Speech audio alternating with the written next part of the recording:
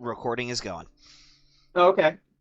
All right. So you're standing outside the broken down Sally Port, and you hear the fighting inside.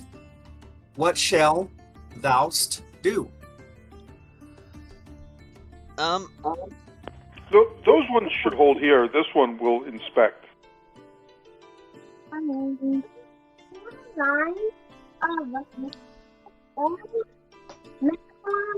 going to look in the surrounding area for an ambush. Yeah, Alright. that's actually, I'd like to just kind of keep an eye out if I could. Would you allow me now to make a perception check just to see if I notice anybody that's lying in wait or anything? Me too. All right. That's okay. Yep, go ahead and make a perception check. Cool. I don't see shit. I mean, honestly, both of you don't see shit because there ain't shit to see. All the action right now is inside. Alright, I say we go. I say we just go. I agree. You're just going to kind of run in? Cautiously, at a brisk pace. Oh, okay. So you're not running in. Are you going to, like... Walking nice fast. Okay. But You're going to not keep your eyes running. peeled as you go Keeping in. my eyes peeled, but moving with purpose. Hands on Alright. weapons or weapons drawn. Yeah, definitely I got... I'd say I would have one sword in my hand. All right, Actually, you so know have what? the No, sword both out, daggers. Both daggers in my hands. Both daggers out. Okay. Yep, 2 daggers Everyone's out. got their weapons out. Everyone's at the ready. Everyone's looking for an ambush, right? Si, senor. Okay. Yes. All right. So you walk in through the Sally Port door, which looks like it's damaged, basically broken. It's like hanging off the hinges. And you can proceed in, through the out door, entering the rest of the keep, if you want to. Either way, there's going to be a fight. As you're entering, you run into a group of the cultists. You can still see past. If you can see through the doorway, you can see that there's a huge fight going on. There's tons of them out there. They're battling with the guards. It's a huge melee. There's yelling, screaming, women and children running for their lives. The alarm for my food is dinging, so 1 second. I would like to say that the music that I'm about to play, I have never heard it, but it is called To Glory. And that sounds cool, so let's see how it sounds. That sounds cool. To Glory. Give me 1 second to put the fries back in. Okay. Does everybody feel the glory from this song? Hold on. I need to turn the volume up on the song then. Yeah, I had it turned down. Nice string yeah. section. Yeah, I feel like you guys are going to win this fight. I mean, you better. You're full health. Let's go. All right, hold on. I got to drag them. Yeah, into the full combat health, but I have no spell slots or blade songs left. So No, you don't. But it's not like it's a boss fight. I'm Goku without his Super Saiyan, is what I'm saying. All right. You guys did not get surprised by this. You were expecting a fight. So when they jump through the doorway, you guys can roll initiative and Gladly. kickstart this shindig. Yeah. There's not a battle map for this. This is going to be close range inside, like in between the outside door and the inside door of the Sally Port. A good fucking roll. This is literally my first initiative roll. Holy crap! Ooh. Well, yeah, you're really good with the initiative there. The only funny. reason I'm going before you is because of my higher base initiative, which breaks ties. But yeah, that was good. There's only 4 of you. Oh, that's right. We're missing Nick. Yeah. I can control him if you want until Nick gets back. Yeah, hold on. Let me turn the music down a little bit. It's just like rammed up. But real can you high. feel the glory though? Oh, I can feel the glory. Okay. Yeah. Let me pull up this character sheet so that you can take control of him. How do I make it so that you can control him? You right-click it, and then you hit. Should be like a clear button don't delete, because the delete button will be right next to clear. Make sure it says clear. Clear owner? Yes, clear owner. Alright, so now you can go ahead and grab him. Consider and then you him can roll grabbed. initiative for him. Yep, grabbed inappropriately, I'm sure. That is my brother. That's disgusting. Oh, that's fair. Yeah, never mind. Not as funny then. Alright, so y'all get... Well, yeah, they rolled really bad on their initiatives there, so you get a couple free hits on them before they even get to do anything. Oh, I cannot even see them in the combat tracker. You have to click the little eyeball to make them visible. You're right. Sorry, it's been 2 weeks. It's kobolds! Yay! Well, it's kobolds, ambush drakes, and some acolytes, which I don't even think you've come across yet. Don't forget you guys have health potions. Yeah, Ambush we drake. have one each, right? Yes. Yeah, You guys okay. each have one health potion that you haven't used yet. That's... I like the sound of that. Alright, We did come across one acolyte that I handily. We've come across acolytes yeah. before. Yeah, we didn't even get to do shit. That was sad. But, That was really sad. I don't think we've actually fought any ambush drakes yet. No, This I is- think there was several of them at the sanctuary, but you guys managed to completely avoid them. And, Gabe, have you used your thing that lets you restore a spell yet? No, I have not. I've been saving it for a rainy day. You can use it once a day. I mean, shit. Well, hold on. Can he use it once a day, or does he have to recharge it by storing a spell in there? No, it just flat out... I think it just flat out recovers a spell slot. And he can do that once per day. Yeah. Oh yeah, you're right. I don't know whether it takes a bonus action or an action or what, but... Let me see. Yeah, Let me let's read see. it. You can speak a command word and regain one expended spell slot.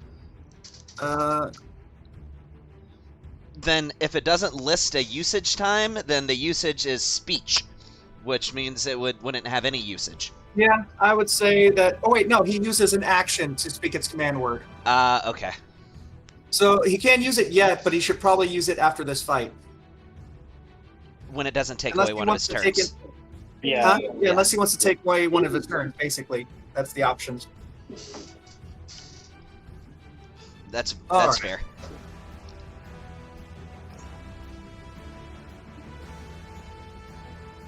All right, but so- yeah, Green Shadow, you get to. Well, did you have a question? Oh, I was saying, this is weird. We got a lot of initiative 21s. Yeah. Yeah, you rolled high for that. Hopefully, you don't roll low when it comes time to actually attack. Yeah. Yeah, you all get quite a bit of attacks before my bad guys actually do something. All right, Green Shadow, it's to you.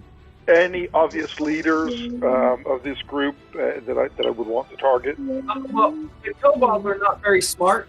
They're also not very strong. The acolytes are obviously ones leading it, while the pets, the ambush drakes, and the kobolds kind of do some of the dirty work. Who tends to be closest to us from where we are right now? Just, I mean, you're all within 30 feet. You're all kind of jammed. They just kind of rushed into the room, so you're jam-packed into it within 30 feet of each other. You can attack anybody. okay. I will choose the closest acolyte. Yep, you can start with Acolyte 1. They are, as you said, leading. I am going to say that even though it's big, close melee, that you are able to step back and fire a shot with a bow or a ranged weapon or a spell and not have disadvantage on the attack roll with your chosen weapon. Yeah, it's 30 feet, I would hope. Yeah.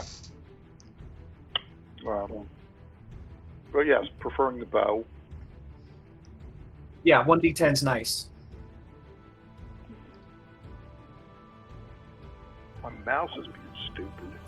I thought the bow was a D8. Is it a d8? Oh, I think you're right. It's D8 damage, yeah. a I'm d8 sorry, and a d4 added onto it with the dex. Or 4 added onto it. Yes. So there are no enemies on the map to drag the attack onto. You can do it on the combat tracker. Yeah, the map is just to show you what the Sally Port looks like. It's not a battle map. Oh, It's all on the combat tracker. can you oh, never mind. I see it. I found the link. Okay. Okay, I got to bring up the regular combat tracker. Okay, there it is. All right. Yeah. Yeah, I was trying to use the top one. yeah, and it doesn't show. Doesn't show. All right, Acolyte 1. Should Acolyte 1's closest? Yep, that worked.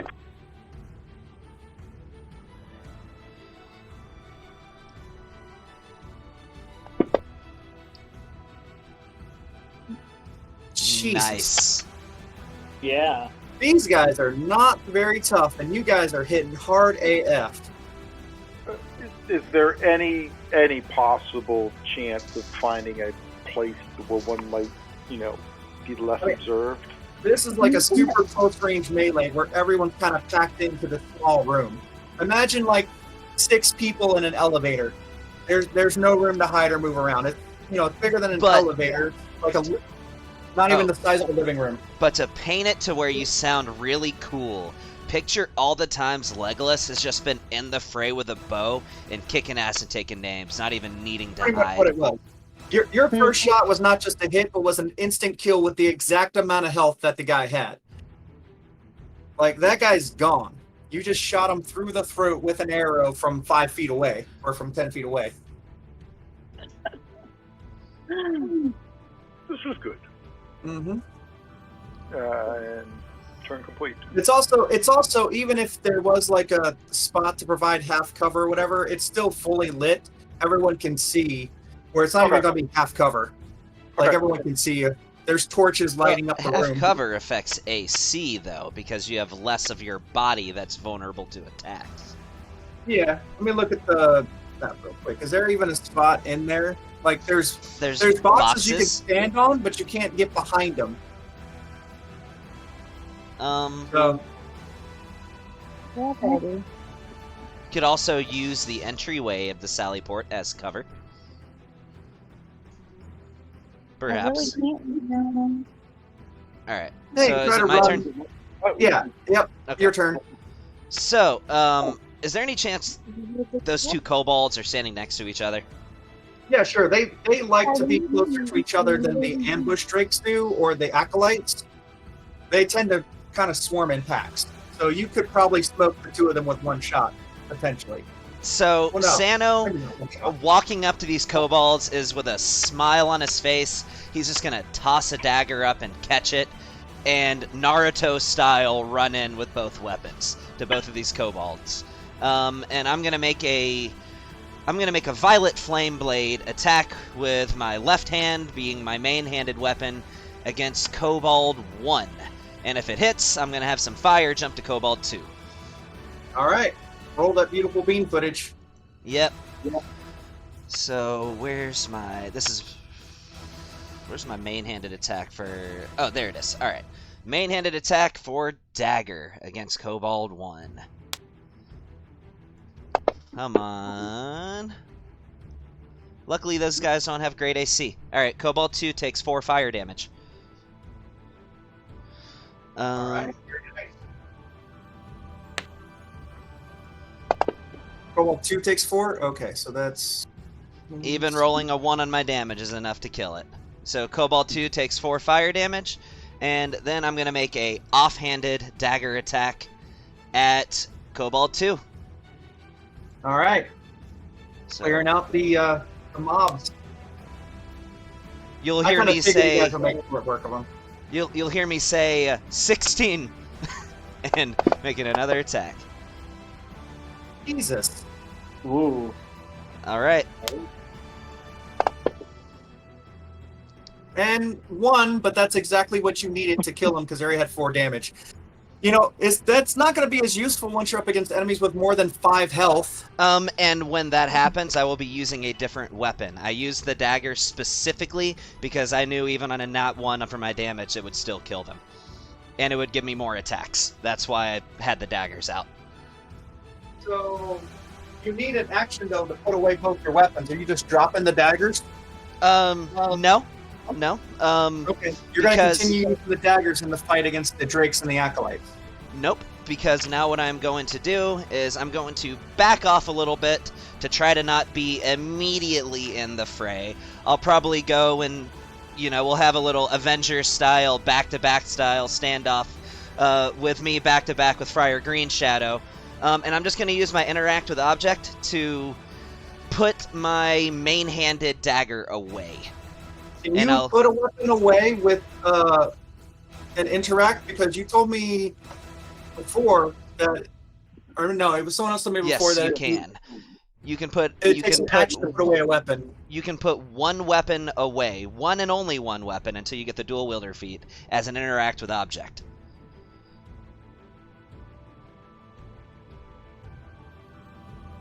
That's why the dual wielder feat says that you can do it with two Okay. weapons as a simple object interaction. Use a drawn weapon or pick up or put a weapon away that has been discarded or left behind can engage in the once per turn option item interaction. Yep. Okay, so you're able to put one weapon away with an item interaction. Yep, which is exactly what I'm doing. I'm putting one Okay. dagger away. You know what? Somebody else in a different campaign, my Thursday campaign, told me differently, and then I couldn't put my sword away with an interact. Well, So- they are wrong. Yep. And Yeah. that's how you take advantage of action economy, because I'm going to use my next one on my next turn to draw one. So that will be, as I stand back to back with Friar Green Shadow, that's the end of my turn. Amelia, you get to fight somebody. Who's it going to be? I guess I'll go with whichever ambush strike is closest to me. Would that be ambush strike 1? Sure. Whacking. They're all within my- range. You have 10 feet of range. You can poke anybody. Oh, I did 15. that wrong. Hold on, I can see what armor rating they have. They have 13 out armor, so you do hit. So just roll the damage on the ambush strike 1.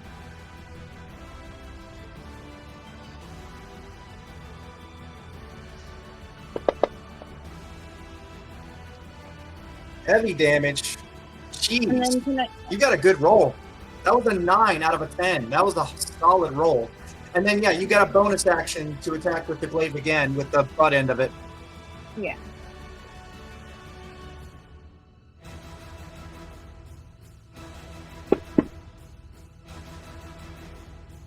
Does that hit? Why doesn't it tell me if it hits? Oh, She you didn't rolled roll an I did it attack. backwards. Yeah.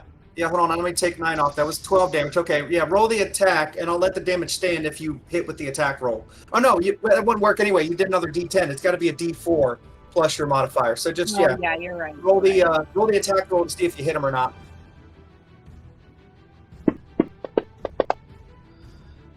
That's enough to hit. All right. You can roll a D4. I'll add your modifier, and that extra damage goes on him. That was a really solid hit.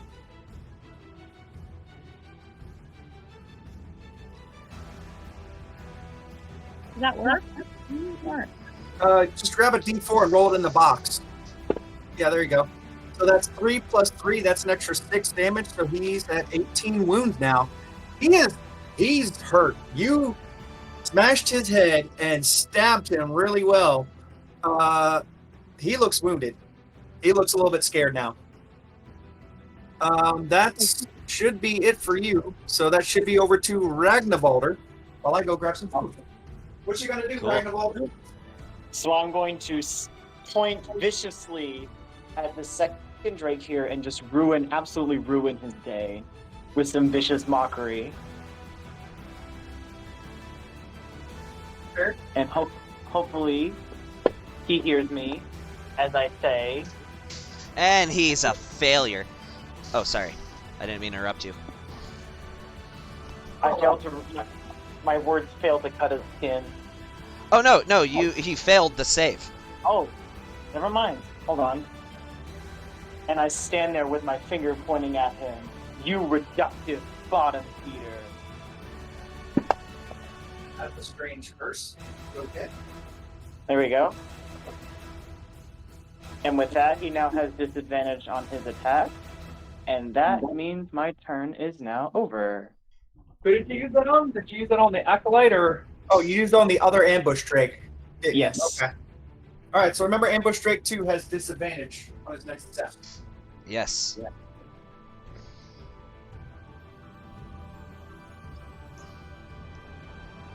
All right.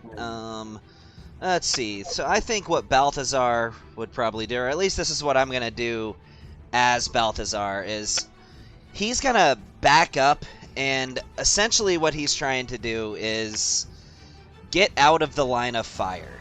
He is making himself the most inopportune target, because what I'm going to do is I'm going to hold a sapping sting. And the condition for that sapping sting is that the next time somebody makes a melee attack, that he is using sapping sting on the target that they are attacking with a melee attack, just as they are about to swing. What was that?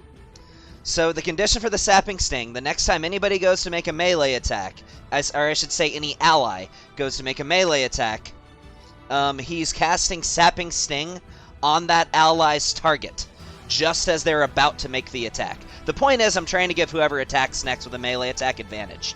That's the point. So he's using he's holding an action. You said, right? He's holding sapping sting, Oh, okay. so that way, whenever the next person who makes a melee attack is going to get advantage on that melee attack if they fail, because he will essentially be knocking that target prone immediately before they swing. Okay. All right, And so he he's is holding his action instead of just using it. Okay. and he is backing up as absolutely far as he can to still oh, that's a close range. That's 30 feet. Never mind, he's not doing that. He's just going to toll the dead on Ambush Drake 1. He's going to toll the dead on Ambush Drake 1. All right, do it. So that is a wisdom save. Oh my god, and of course he rolls a nat fucking 20. Does he really? Yeah. Can Crit? Oh, well, it doesn't No, matter. no, that's what I'm meaning is, like, I'm saying the Ambush Drake rolls a nat 20 and auto succeeds. Oh, never mind. Yeah, so, okay. Well, that sucks. Yeah, he's just gonna flip a bird at Ambush Drake 2 and angrily stomp away to get as far away from the action as he can with 30 feet of movement. And So you took out the kobolds, so I get a nice round of attacks against you guys. Of course, you guys have fantastic AC, so... well, Well, I think the ambush drakes do have something where if you're within 5 feet of an ally, they get advantage. well, if they are within 5 feet of... If one of their allies is within 5... If it's what I'm thinking, it's pack tactics. Yeah, So yeah, they would both have to be within 5 feet of the same target.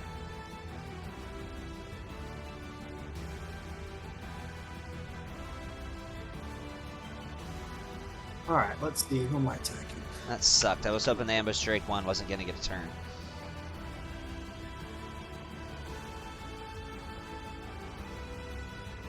For a second, this song sounded like the Avengers theme.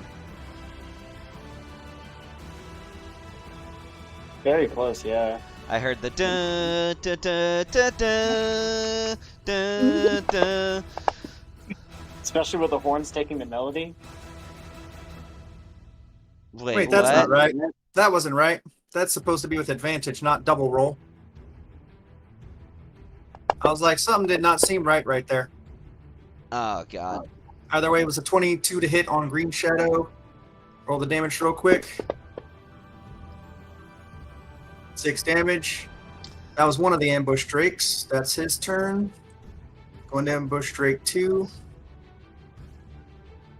Going to attack. Well, you kind of got right up in the mix and killed 2 of his buddies. I did say I was backing up as far as I could, but if they can reach me, then so be it. Yeah, they can reach you. I also said I was back to back with Oh, Friar they actually Green Shadow. He actually fucking missed you with advantage. Oh, by the way, I just want to celebrate that somebody has finally done damage to the near invincible, so far completely untouchable Green Shadow. Like It's because had to he be stays out cornered of the in a line of room- fire. It's Had to be cornered in a room. Yeah, ridiculous. Oh my anonymity God. is the best defense. If they don't know you're a target, Really, it's hard yeah. to take damage.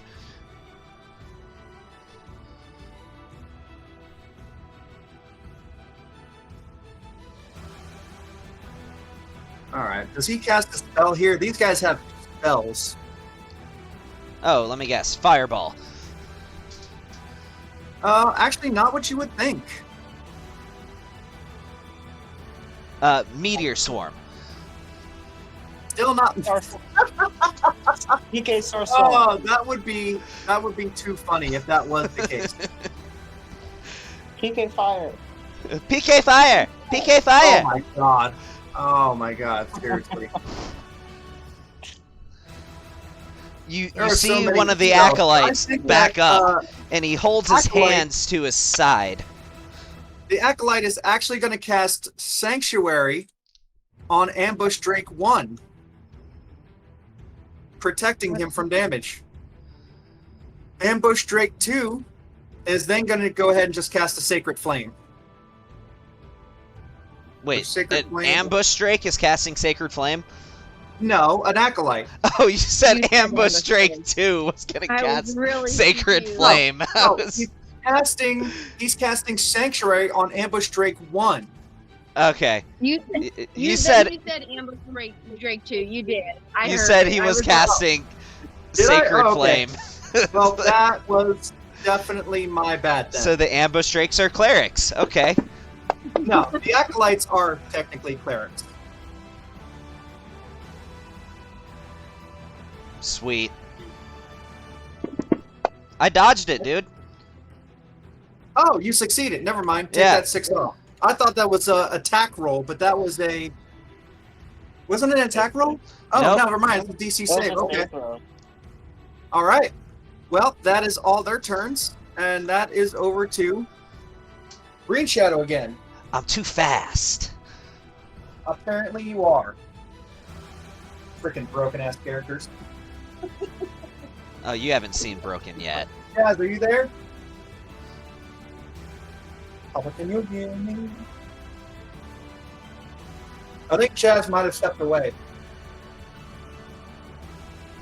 So Green Shadow. I just I'm trying to talk, and you know, if you mute your Oh, sorry, you're headset, fine. if you mute your headset, you know, people can't hear you. It's funny. That is is how that works, typically, yes, that is the function.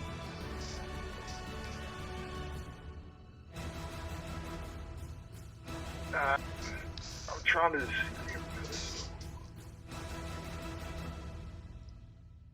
Hey, Stinky. Hey, Sammy. All right, I'm going to kill Acolyte 2, and then I'm going to have a discussion with Ambush Drake 2.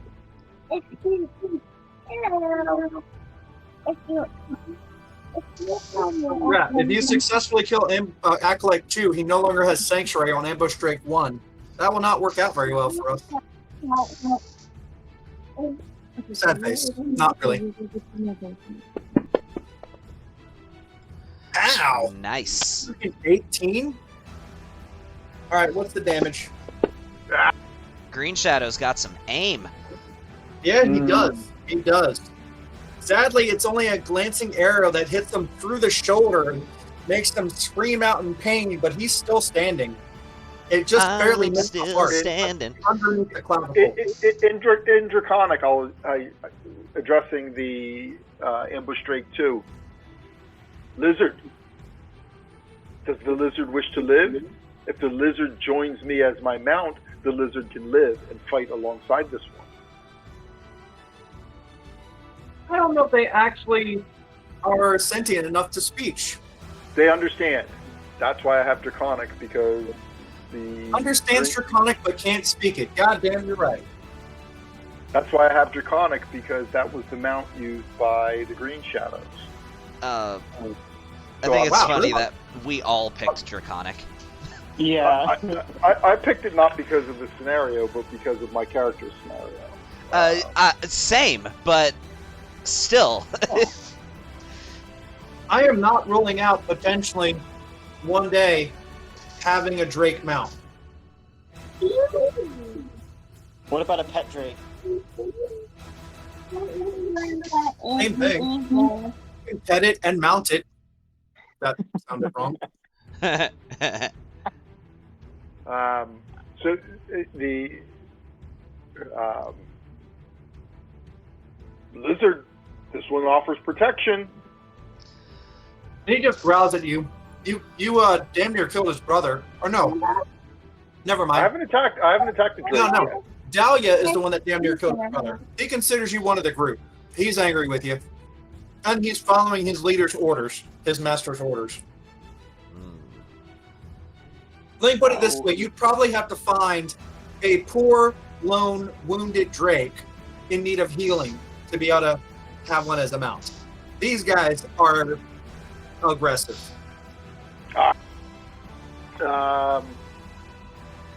And is it possible to go back out of the Sally Port and fire through the doorway? Yeah. That shall be my move then. And turn. Okay. All right, so no. Okay, let me see Would it be- here.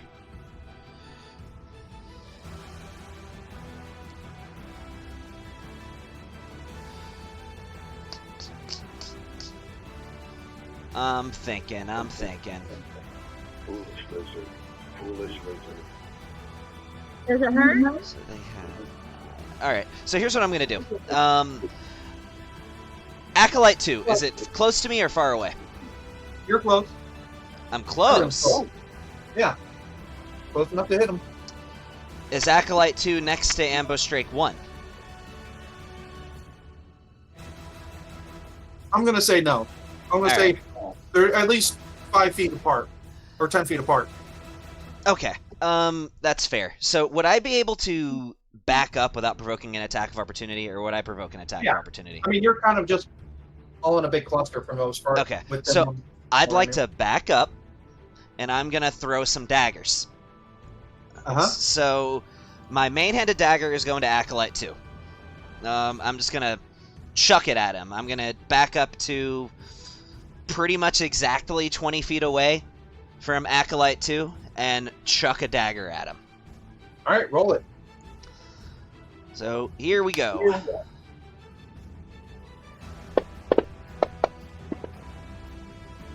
Sweet. Good hit. So let's roll that dagger damage. And I was gonna do a thing where I was gonna swap to my melee weapon, but I'm actually gonna use my last interact this turn to just literally draw the weapon that I had just put away. So kind of pointless, but all in all, it doesn't matter. So yeah, let's roll that damage on Acolyte 2. Give me something good. Give me something good. Sweet. Just So enough. that exceeds by 2.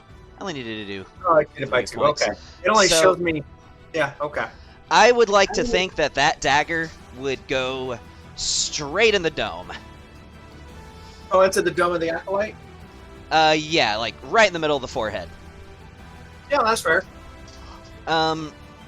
So Ambush Drake 1 no longer has Sanctuary, correct? No, he doesn't. Offhanded dagger throw at Ambush Drake 1.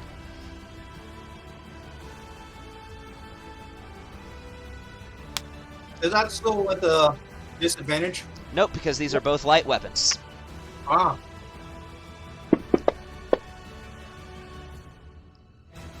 Sweet. So let's roll that d4. Still alive! They are a little bit tankier than some of the other foes you fought. Okay, well then. So be it. Lasting more than one round of combat, at least. Alright, here we go. All right. That's over to Dahlia's turn. Yep. Alright. I guess I'll take another whack at this ambush raising. Which one are you attacking? No, Ambush Drake 1 is almost dead. He looks like he's on his last legs, limping. Ambush Drake 2 is healthy. I would Yeah, like let's to do it. remind you that because of the condition I set for Balthazar, whoever you attack is getting a sapping sting first. It would suck for me to kill the one that you attack with the sapping sting Yeah, before you hit it. Okay, so I'll go with the I thought it Not was Ambush. a attack. ambush Drake 2. Yeah, so the condition was before they attack, but once they made it clear that's who they were attacking, he was using Sapping Sting on that target. Okay, well, I'll do... Should I do Ambush Strike 2 or Acolyte 3? Whichever one you attack is getting smacked with a Sapping Sting, so take your I think pick. either of those is a good target. Alright, we'll do Ambush Strike 2. Yeah, Ambush that's probably the Strike best 2? target. Can I roll? Yeah. Can I roll my Sapping Sting on it? Yeah. I was asking Lee. Yep. Oh. Yeah, go ahead. Oh my god! Of course he had to roll well. All right. So you don't get advantage, but you can still attack ambush strike 2.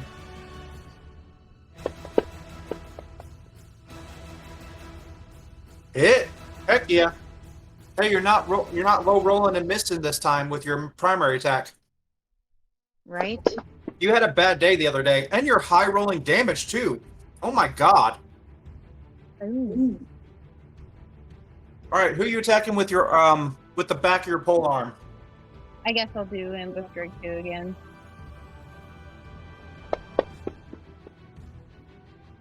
That's still a hit.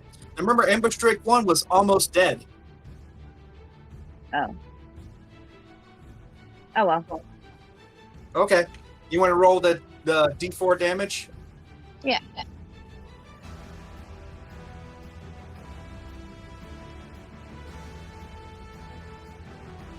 All right, you just roll a D4 in the box. I'll add it in. There we go. Oh, lovely. 1 damage. Plus your modifier, right? Oh yeah, plus their modifier. So that's actually okay. Yeah, they are both severely wounded. These ambush drakes are scarred and messed up, and also very angry, very very angry. And the acolyte is enraged and getting a little panicky, wondering where the rest of his help is. He's supposed to have reinforcements coming. All right, but it's over to I think it's Ragnarvalder's turn now, right? Yeah. Okay. Yep, All right, 2 enemies I'm- severely injured and 1 very mad acolyte.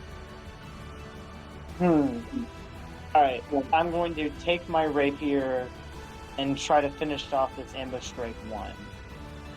All right. Let's do this. That's not what I want. Get rid of that. Alright. Which dice is that? The +5 with proficiency? It should say, yeah, rapier, +5. Yeah. It says All right. rapier, and then you have the dice that has a +5 next to it. Just roll that onto the ambush drake, or whoever you're attacking. Oh! He is 17 not points over his remaining hit That'll do. points. I'm going to let you know, he had 1 point of health left. If you're stabbing him with the rapier, you're basically turning him into a shish kebab. I want to see how much over his hit points this goes, though. Yeah, go ahead and roll. Yeah, go ahead and roll the crit on him. I kind of want to Let's see that see. too. Ooh, there you go. Oh, well. Not as dramatic as it could have been. Like, so picture me just running right forth, and I stab him right in between the eyes, and it just goes right through his spine. But didn't we say that it would be the full damage of the D8 and then the other D8, so it'd be like an 8 and a 2 plus 3? Oh. I just don't think we. I think that's what we figured out that we would do for crits. Is if You hadn't decided that yet, but if whatever you want to do. Oh yeah, no, I do think that'll be fun. Just realize that'll be on you guys as well.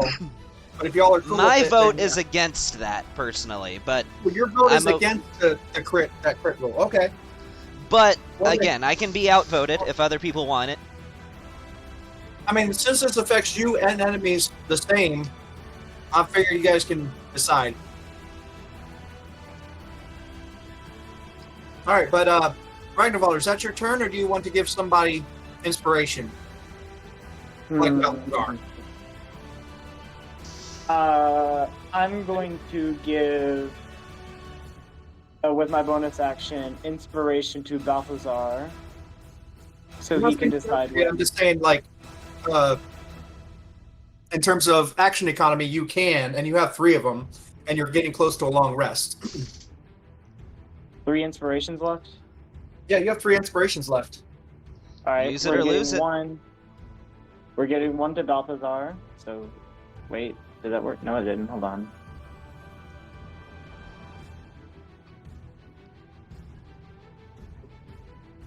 That's not it.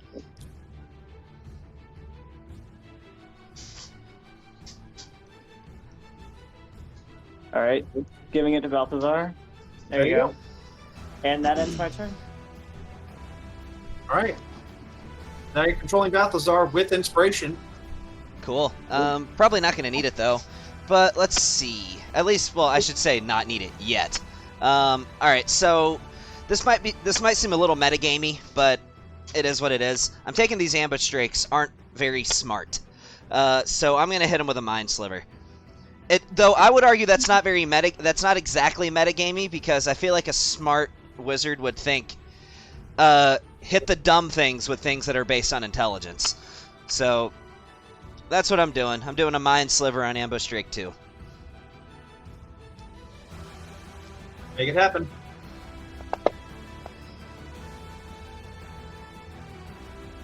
As I thought. All right. Ooh. Its head explodes. Yeah, I guess it would.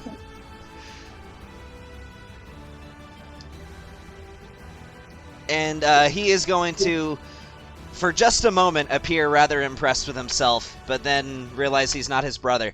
And, yeah, and then that's it. That's going to be his turn.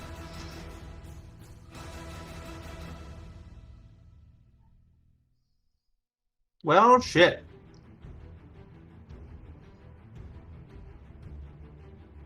All right. Well, this guy is now in a panic state and is just going to run at one of you and attack you with his club because he's a little freaked out. Hey, did Going someone just clubbing. join? Yeah, it's me. Hey, Nick! You just made a ambush drake's head explode. Sick. Congratulations. Wonderful. Shit. Well, you just also got hit. Oh, yeah? I mean, it was with the club for like, what is it, 2 damage? 2 points of damage. Yeah. Yeah. It was an acolyte that freaked out because he's the last one left and he's panicky. And that's actually his turn. So now it's over to Green Shadow to clean things up. I just released your character, Nick, so you should be able to grab it.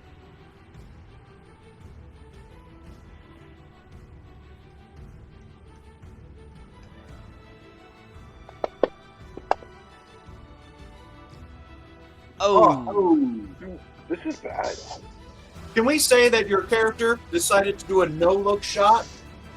Like, look the other way and fire? And that's why you missed? With a mirror over the shoulder. Try to be too stylish, and that's why it happened. Like All Lady right. Oakley.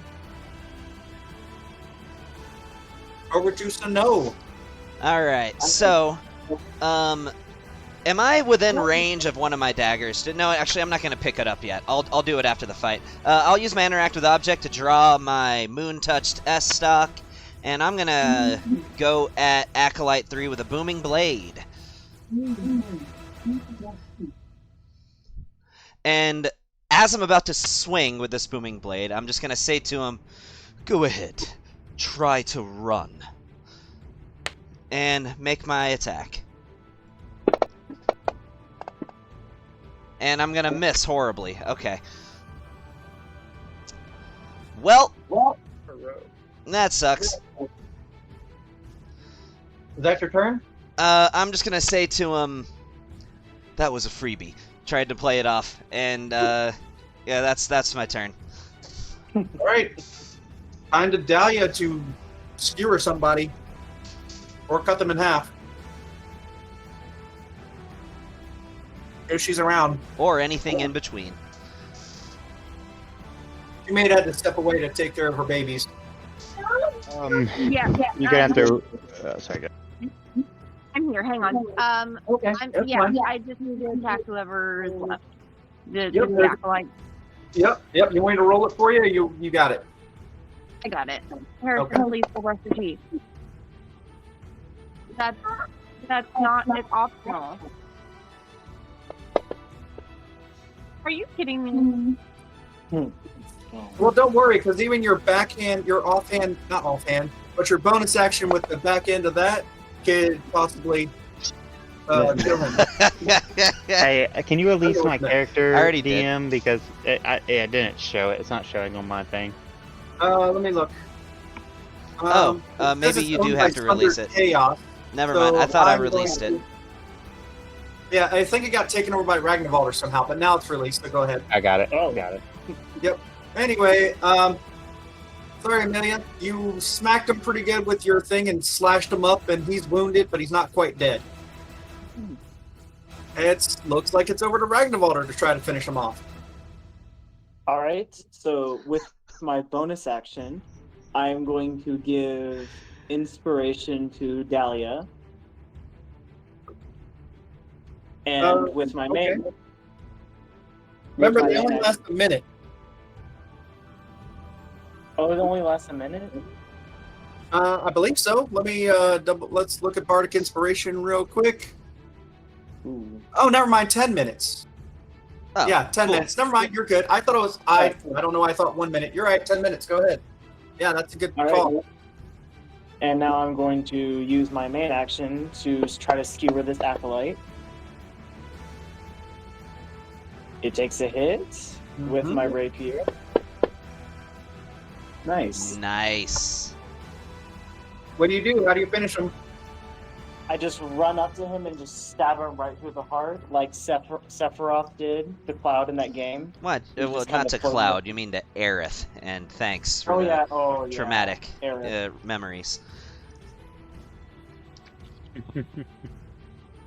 And he dies, gasping for breath and reaching at me. But he, Do you then lay his body to rest in a glowing lake? kind of, just on the ground. Oh, okay. No lake Alrighty scene, then. though, unfortunately. Well, they're all dead. What do you do? What do you do now? So what's going on? We're in the Sally Port, correct? Yeah, I'm going literally, to Disneyland. this is you haven't missed anything. This is the combat we've been in since the start of the game. So Yeah, I figured. you came in at just the right time. It's just an easy fight where Green Shadow finally took one hit of damage. Ah, No longer the untouchable legend, but still a badass. so were there a guard in here, or are there no guard? We ran in and to basically what would have been an ambush, but we were already kind of expecting a fight, so it wasn't a surprise or anything. Now realize there's still a lot of fighting going on in the keep. Like Oh, the guards shit, are fighting okay. for their Yeah. lives. I mean, I would say, I mean, I wouldn't, Lone Ranger go off by myself, but I would be urging everyone to keep a brisk pace. Yeah, I think we keep going. On our way there, I say the word gain, and I use my Pearl of Power. Use what? His Pearl of A Power. pearl of power. Oh So yeah, you totally gain good my idea. spell Take that slot. spell slot back. Are you able to add that yourself? He can check it off to give it to him back, if he knows how Yeah. to. I checked it off, and I go to my abilities and just take it off that. No, not ability. Yeah, the action. Actions and just tab take it and off. just Okay. click on one of the bubbles to give yourself a spell slot back. There we go. How many do you Wait, have right when the now? check mark is gone. Does check marks mean you have it or don't have it? Means you don't have it. Have it. Oh, Okay. I have it. Oh. Check mark means No, you don't check mark have it. means you used it. Check mark means you Yeah. don't have it. Okay, on spells. Well, that says he has 3 spell slots. You've used more than one spell, haven't you? I've used one spell. I just took it. I just took a check mark off. Well, shit, My he bad. has a full 3 spell slots. Dude, why are you not slinging more spells, man? Like, I think he used Fairy Fire, and I don't know that he's used anything else. throw some. Wait, no, I'm pretty sure he used a not Vicious Mockery, but the level 1 version of it. I forget what it is. Isn't it Whispers? I thought he used that once. I don't think I've used Dissonant Whispers. Okay. No, I literally think he's used Fairy Fire. He hasn't Okay. used anything else. So he has all of his spell slots. Dude, start throwing some spells, He's got man. one Bardic Inspiration left. I guess that's metagaming a little bit. But anyway, what do you guys do right now with the keep under attack? Walk quickly. Somewhere quickly between where? Towards in the fighting. direction of the sound of action, keeping a steady, being very vigilant to my surroundings. So you enter the keep. There is shit on fire, people bleeding on the ground. Everyone's in fights or running from a fight. So Can when I you do something recognize- quick? What do you want to do? The moment I see fire, I cast Ray of Frost at the fire. Okay, perfect. You put out the fire. You will recognize the dwarf, Escobar the Red, the one who held the keys and wasn't all that friendly. He rushes up to you and says, "We have this. Our men can handle them. We need that door fixed. We need the Sally Port fixed. Go protect the Sally Port, or the whole castle, or the whole keep will fall." Oh, so this is a hold your ground kind of scenario. Okay, all right. This is Well, this is you have to repair the Sally Port, the gate, the door that was broken open. where we I don't just came suppose- in through. Yeah, I don't suppose any of you have mending. I don't think any of us do. Do any of you I have have- mending? I have a This healing one- word. This one has mending. Oh, good. 'cause Oh, otherwise you are a have to find fucking lifesaver, Green Shadow. someone- At that otherwise point, you have to find someone that has mending to repair the door. So if that's the case, then you can go back to repair the door. You guys might want to defend him while he tries to repair the door. yeah. At this point, I would just say, "Oh, you are a fucking lifesaver." As I'm literally just gonna like bear hug Friar Green Shadow. He disappears in mist, and you aren't able to actually touch him. Oh, okay. That was strange. He's too stealthy. This one moves with most haste to the Sally Port to effect I'm just- repairs. I just He's already dramatically gone. like circle my finger in the air, like onward to battle. And you can tell that Sano is just having the time of his life right now. All right. So would you like to defend him at the Sally Port while he repairs it? I would gladly do so. Consider me his vigilant protector. All right. It takes 10 turns to repair the door. Jesus. Okay. Yeah, I mean, 10 turns, not 10 that's- rounds. 10 that's basically turns. a minute. All right, Yeah. as you're almost done repairing the door, reinforcements show up. Do we know a second person that perhaps can cast that spell? Make it go twice as fast? I don't know, do you? You haven't heard of a real boar bloodhammer, have you? Anybody? Hmm. No. I'm saying that to Escobar. Oh, he's back in the fight. He's not there. He told you Well, guys. I know. I thought we Sally were still Port. next to him. No, no. You guys are. He ran back to the other side to go help some of the other people fighting the rest of the cultists in there. They said they got it. You guys just need to defend the Sally Port. Anyway, Great. 10 turns. all of you can roll your initiative. 10 turns. Because one more group shows up before you're finished repairing the door. And I will roll initiative for Amelia because she had to step away.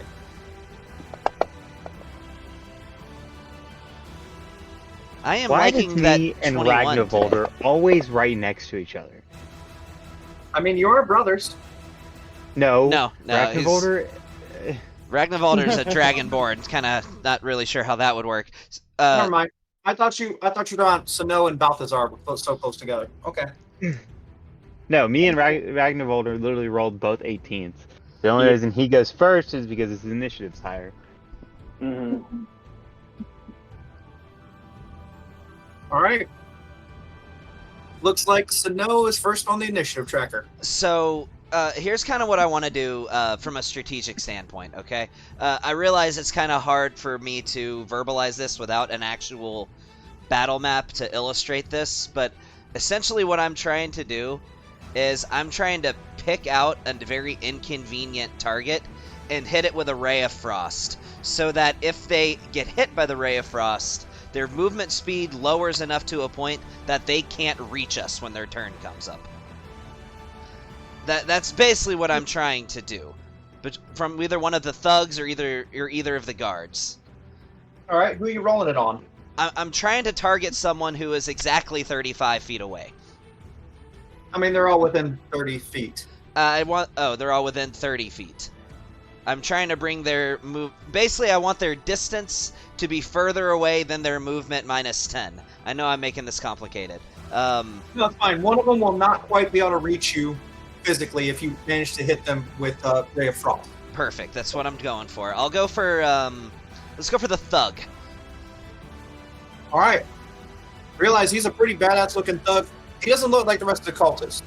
He looks like a hired help, basically. A mercenary. How does he look compared to the guards? Beefier and tougher. I'll go for a guard. No, I'm going for a thug. I'm going for the thug.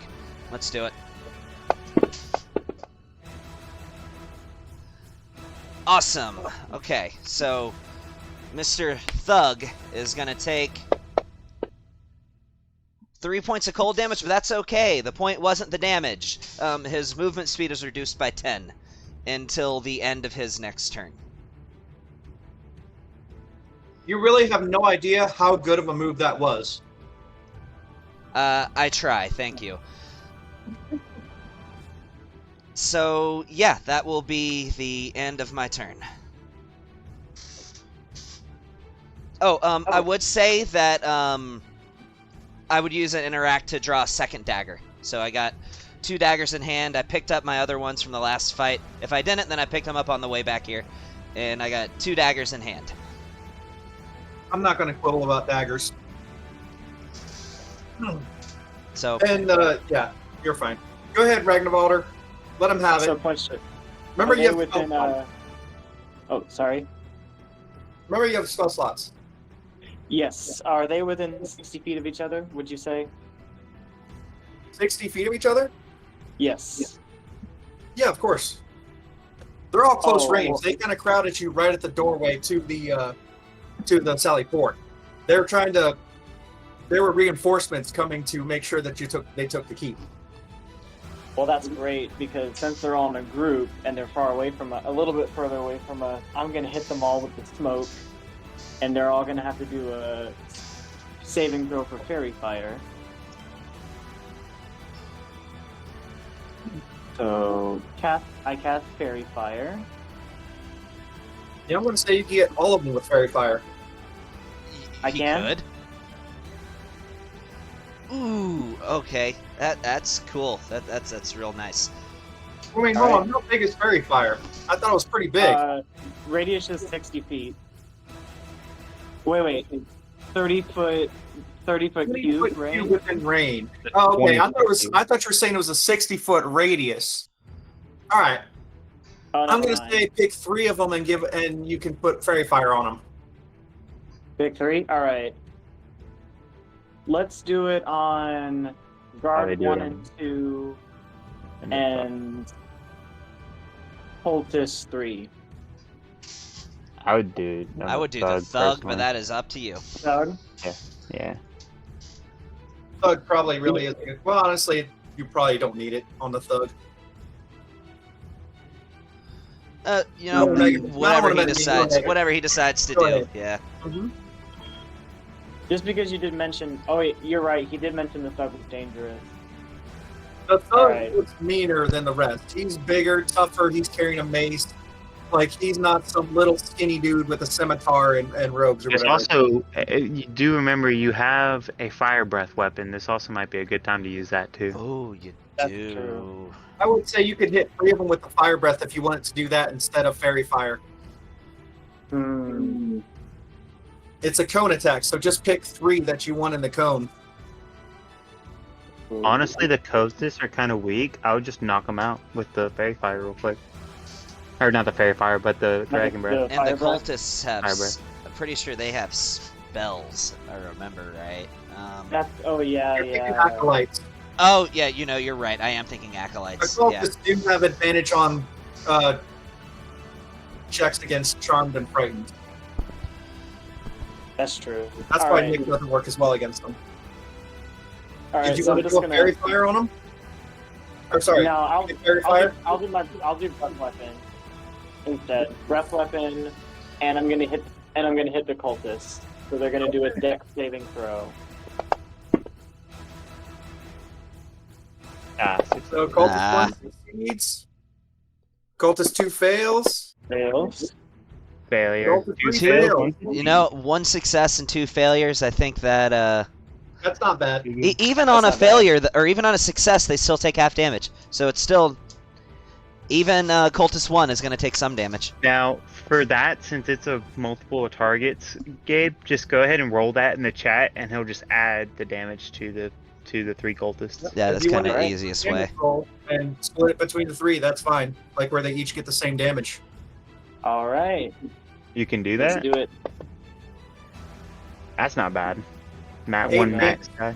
You know what? Hold on. I'm going to roll 2d6s, and if it's more, we'll use that. Nope, the exact same. Dang. That's kind of lucky. I mean, How surely good are the that's odds got to of be that? worth something. They're That's still- a 1 out of 64 chance of, or no, 1 out of more than that of math. But That's pretty funny, yeah. But they are still up. But cultists 2 and 3, they are charred. They're still a little bit on fire. One of them looks like their eyes gone, just completely burned away, and the other one looks like he's like almost limping to one side, like kneeling down, like he can barely stand up, and he's shaking in pain. They're in bad shape. Nice. All right, is that Oh, your turn? I don't think you've added the damage to them though.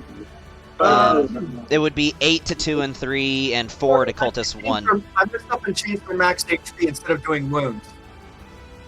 That's why. So that was 8 to 2 and 3 and 4 to number 1. Yep, that should show it now. Yep, it does. Okay. I literally changed their max HP. I clicked the wrong thing. I mean, if you want to do that too. Beginner mistakes. All right, so that is now over to Balthazar, right? Yep.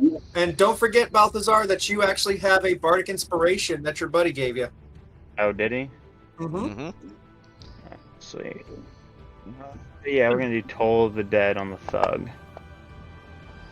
Oh, of Oh my course. fucking god. You know what? I'm gonna use my inspiration point to make him re-roll that. You're able to do that, correct? Well, you had a regular inspiration, I'm pretty sure. That's what I'm If saying. you had a regular inspiration, if you wanted to use your inspiration, not your bardic inspiration, you could use that to make him Yeah, re-roll that's it. what I'm saying. That's Oh, okay. what I'm Yeah, saying. you can definitely make him re-roll that with your inspiration, for sure. Oh my fucking Oh god. my Rolls Jesus even better. Christ, dude. No, it's oh no, it is roll better. Thug Yeah. got super lucky. That's the end of my turn. Or actually, well, we're not using a map, so pushing 5 feet really doesn't even count, though. You can That sucks about not verbalize using a that map. you're doing that, and maybe he'll cut Yeah, you a break, but- though. It really doesn't I mean, help you unless could you're actually they- using a They map. can still walk up to attack you. You're Yeah, all it so really, close range that it doesn't really do much. yeah, it really doesn't. Even without a map. What it I'm saying, really though, is that can't without a be map, used. it's not completely useless, because there might be It's about completely situations useless. where, in Theater of the Mind, he might just cut you a break because you have that, and say, okay, maybe that one can't reach you this turn. Yeah, yeah. But it's basically useless without a map. But yeah, let's go. It's Alright. my turn. All right. Time for these little buggers to do some damage.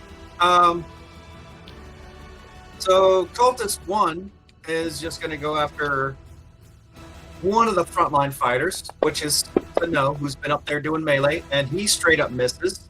That's unfortunate. Cultist 2, who is very angry at Ragnarvalter with his breath, is going to go after him. He is can't see aggroed him, on though. him. Yeah. What's that? Oh yeah. Did you say his eyes were melted too? No, one eye. one eye. One eye. Kind of paints a picture of how burned up he is. But Ooh. like crap and also missed, so it doesn't really matter too much. But the other one, who was limping, makes one last desperate attempt to take you to the grave with him, and he does hit you for the max max, damage. Jesus. almost the max damage roll there of 7 damage. Ow! So you are hurting a little bit from that. You got in their face and breathed fire on them, and they were pissed about it. And that is his turn, and it's down to Green Shadow. So 3 of them are pretty well wounded. The thug is healthy, and so are the guards. Don't forget, too, guys, that you have health potions. You also have a healing spell, too, Ragnarvalder, but don't forget that if you guys need it, you have health potions. Yes.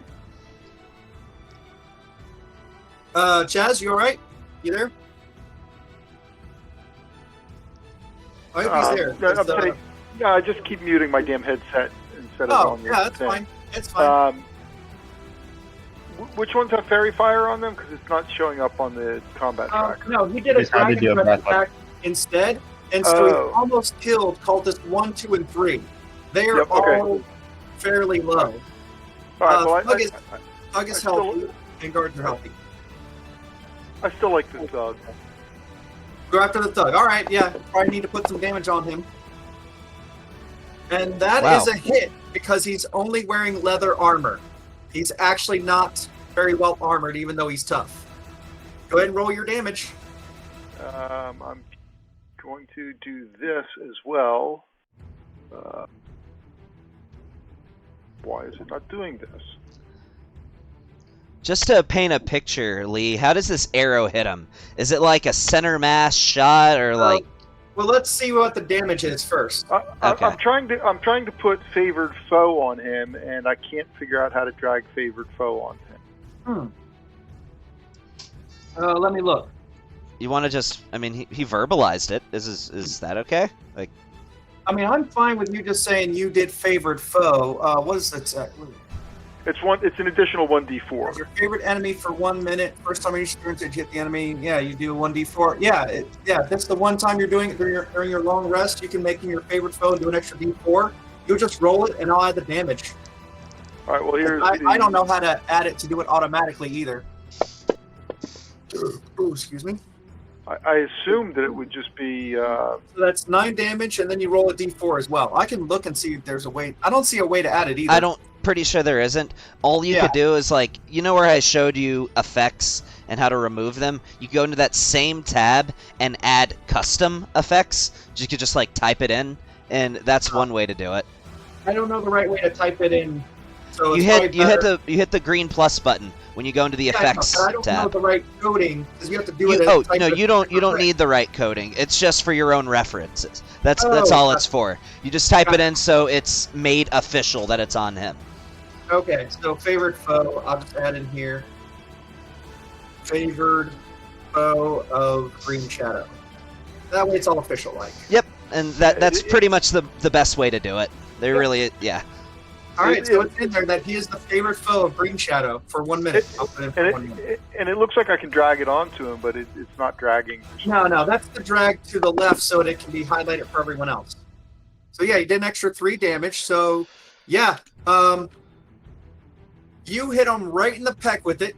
You see blood come out, and then he snaps it off with one hand, throws it to the side, and gives a creepy smile. Like, it definitely hurt, but he's not going down that quickly. Gotcha. All right. It is now the thug's turn. Remember, I made him too slow to reach us. You're right. He actually skips his turn. He just tries to rush towards you as fast as he can. Oh, wait. He actually has a crossbow attack. So even out of range, he can't do what he normally can, but he can still attack you. Let's see. I have a feeling, though, there's still some advantage to this, because I imagine strength-based attacks for him would be better than dex-based attacks. So at the very least, this is still detrimental. He's pretty pissed at Green Shadow for that nasty shot he took. That was almost a nat 20. Oh my god. Yeah. Yeah, well, he fires a shot with his crossbow as he tries to close the distance, and that's all he can do. It's Dahlia's turn. And Got she it. might still be putting the kids to bed or getting them showered or tucked in. Chaz, tell me what you would like Amelia to do. Because I think she's going to be a few minutes. Let's take out the wounded cultist one, and then with a second attack, hopefully take out the heavily That's wounded probably- cultist too. That's probably a good plan of action. All right, I'll go ahead and roll that on the first attack on cultist 1. She hits. Let's see her damage. This way she can add up some. Oh, Yes. so he Yes. got wrecked. She spins around to him with the glaive and cleanly takes his head off, or most of his head. Like, slices through half of his neck so that his neck starts tilting back with the body staying still and then crumbles to the ground. Like nearly headless Nick from Harry Potter. Yeah. Exactly. Yeah, like, Yeah. yeah, it's And the blood halfway was going to his spurt, head off. spurt. Oh yeah, there's some definite spurtage going on there. All right, and then she misses with the backhand. He just barely dodges it, mostly because he's falling to the ground because he's still on fire and burning. And that I think is probably Dahlia's turn. It is over to the guards. All right, the guards are within range, and how do you determine who to go after? I'm going to say one of them goes after Dalia that just Quick Literally- thing. Huh? I was just wondering, is he still using mending, or does he stop mending to fight and then? No, he was probably 1 or 2 casts of mending from finishing the door. It's mostly back up, but he stopped to fight. Okay, I was just wondering. Like, I wasn't going to say have him keep mending while you guys fight. This is a pretty tough fight here. Okay. All right. One of the guards swings at Dalia, misses. The other guard next to him goes after Thano. Great. I mean, hey, you're completely healthy, so they don't like that. Oh, wait, no, that was, never mind. That was a damage roll instead. Yeah, Sorry, I'll let leave me that get rid of those wounds. All right. on. I thought I clicked attack. I don't know how that happened. 11 misses.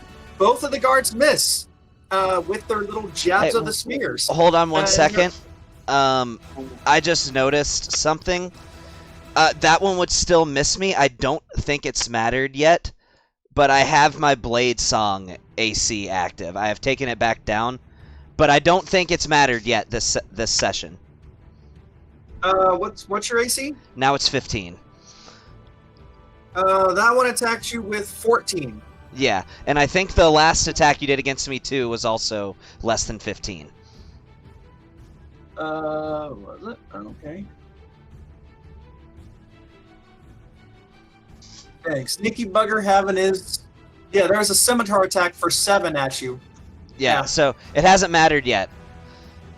Yep, but you got it off now? Yep, I got it off now. Okay, cool. I should try to keep a better eye on that as well. Yeah, now your AC's 15, right? Yes. Okay. Good. All right, well, it is actually over to your turn. Awesome. Okay, so, Ooh, excuse me. see what I'm gonna do here. So, yeah, let's just try to thin some numbers out here. Are cultists 2 and 3 possibly within range of each other? Like, Yeah, they're side by side. These guys, they stick together. would I have to approach the thug to get closer to the cultists? I'm going to say the cultists are maybe like 10 feet away from the thug. Were you trying to attack the thug and then the cultist? No, I'm trying to attack the cultists and then get the fuck away from the thug is what I'm trying to do. I mean, at this point, he's still going to be within range because he maybe moved 20 feet. Now he has 30 feet of movement. Okay. So, alright, yeah, so I'm gonna go with a Violet Flame Blade at Cultist 2. All right, send it. So this is a primary hand attack with with the dagger. And here we go. No whammies, no whammies, no whammies. That was almost a nat 20. Nat 20. But I saw it. I wouldn't have needed it. That would have been a very anticlimactic nat 20. All right, Cultist 3 takes 4 fire damage.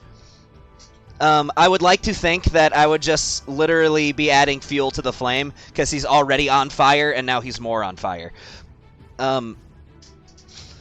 So... Yeah, Cultist 3 is dead, so go ahead and roll your damage on Cultist 2, and he's probably smoked too. Yeah, doesn't even matter. Yep.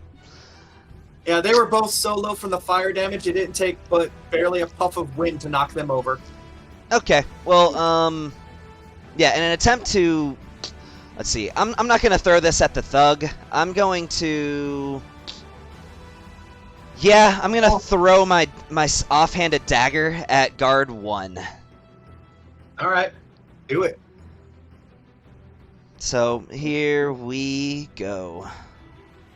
Offhanded dagger throw. You don't have dual wielding yet, so is that still at a disadvantage? Nope, because they're both light weapons. Oh. Is that how that works? Oh, okay. Yep. Yeah, that's right. Never mind. Go ahead. Oh, well, that does not hit him. That flies right past him. All right. But now, the very wounded Ragnvalder gets turned. I would think I would use the rest of my movement to try to find some rubble or something to take cover behind. You hide in the corner near a box, but you're not really hiding. So. All right. You said the potion counts as a bonus action? Yes, it does, but you also have Cure Wounds. That's true. And there's only 3 enemies left, so it's up to you. But then you'd be given up a turn to use Cure Wounds. Yeah. But then the thug won't murder you in the next round. But I mean, you can always get picked up after the fight. It's up to you. I mean, the health potion is 2d4 plus 2 anyway. 1 second. Can I 1 second for the newbie? Quick thing. Even if you drop to 0 hit points, you do not fully die. You go unconscious, and then you have to go through a series of death saving throws to actually die. You are not going to wipe in this fight. So here's what I'm saying from an efficiency standpoint, though. You have 10 wounds. That means it is impossible for you to waste any of the healing from that healing potion. Even if you roll max, you go down to 0 wounds. Because the most it can heal you for is 10. It is going to heal you for an average of 7, is what those healing potions usually do. So the average that you're going to heal from this is 7. Just if you want to go at it from a math perspective, which is how I typically think about combat. That's true. Might as well use the opportunity. But yeah, I just wanted to emphasize that you don't actually die when you drop to 0 hit points. You become unconscious and then go through saving throws. Now, if you take fall damage or any damage from an outside source, you fail a saving throw. And then once you fail 3 saving throws, then you actually die. Hey, another option. Do you have Healing Word? He does. Healing Word? Yes, I do. I can use You that as a could bonus use action. that as your bonus and still cast a cantrip as your action. I Does he have could. Healing Word and Cure Wounds? Oh, yeah. Yes. Yeah, you can, You have lots of different options for healing. And you can also choose to not heal at all and just try to murder somebody and hope that you don't die. The average healing that you will get from a Healing Word is 8. Well, no, for you it would be 7. With a charisma of 18. So, reliably, you can plan as if you'd get something around that. Just remember, it's your choice. You don't have to do what anyone tells you to do here. Yep, that's absolutely true too. Alright, so I'm going to use, for my main action, I'm going to cast Fairy Fire on Thug, Guard 1 and 2. Yep. Alright. We'll go ahead and do some they're going to make a dexterity saving throw. Damn it. Oh, that one failed. Wow. Ah, so only guard 1 failed. If you have 1 inspiration, I don't want to encourage you guys to give them inspiration because it will be hard to get them back. I think let it lie, man. I mean that's up to you, of course, but it's my advice. I need to start giving you more opportunities to get inspiration back. I'm new to DMing, so 4 of you don't have inspiration now, and I'm going to have to make some opportunities for you guys to get it back. Even if it's just knowing information about the world, or doing something really cool in combat, or something really clever. Usually you get an inspiration if you do something that your character would really do, I think is the rule or something. But yeah. I mean, I also like just rewarding... That's the Baldur's Gate rule for it, but... Yeah, that's the Baldur's Gate rule, but there's more ways than that in campaign sessions to get inspiration. There's lots of ways where it's like, yeah, you deserve an inspiration for that. Well, let's let him finish his. Yeah. All right, so are you doing anything with your bonus action? Yes, I'm going to drink a potion of healing. That is 2d4 plus 2. 2d. Let me pull it up. Yeah, just roll 2 d4s, and then I can add it on there, unless you use the healing word directly on yourself. Well, he's That's a d4. healing potion. Or healing potion on yourself, yeah. I don't know if you can use the healing potion on yourself. Potion of healing. Hold on, that's not what I want. Alright. No, yeah, just Left roll click, 2d4. I don't left think click I the d4. Oh, okay.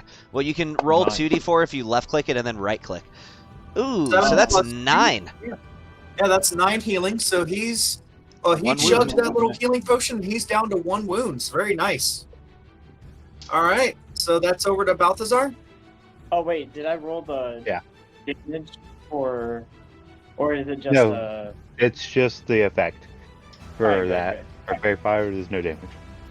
Thanks. Yep. It just means everyone gets an advantage on attacks now. Against so guard we're- 1. Yes. So, how far is the thug away from me? Would you say 10 feet.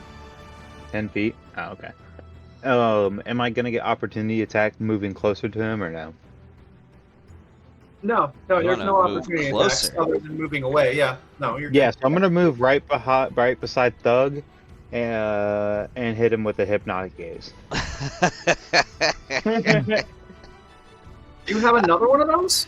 That is an infinite ability until they succeed on the same thing. Technically, You he can does use that- have a limited use of that, but the number of uses is equal to the population of the world. So, Yeah. It's basically... Oh, and also, if it's a 24-hour span before I see him again, I can use it again on them.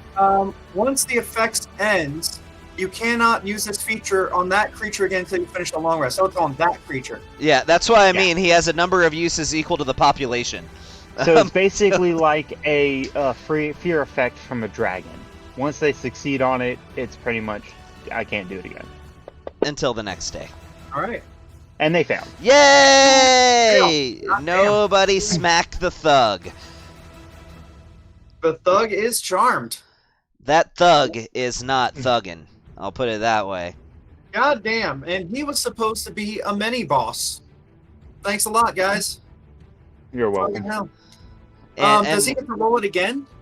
Like roll later Nope. on? Not that... Hold on, let me read it. I don't think as so. long as you maintain concentration, it holds. Yep. It holds.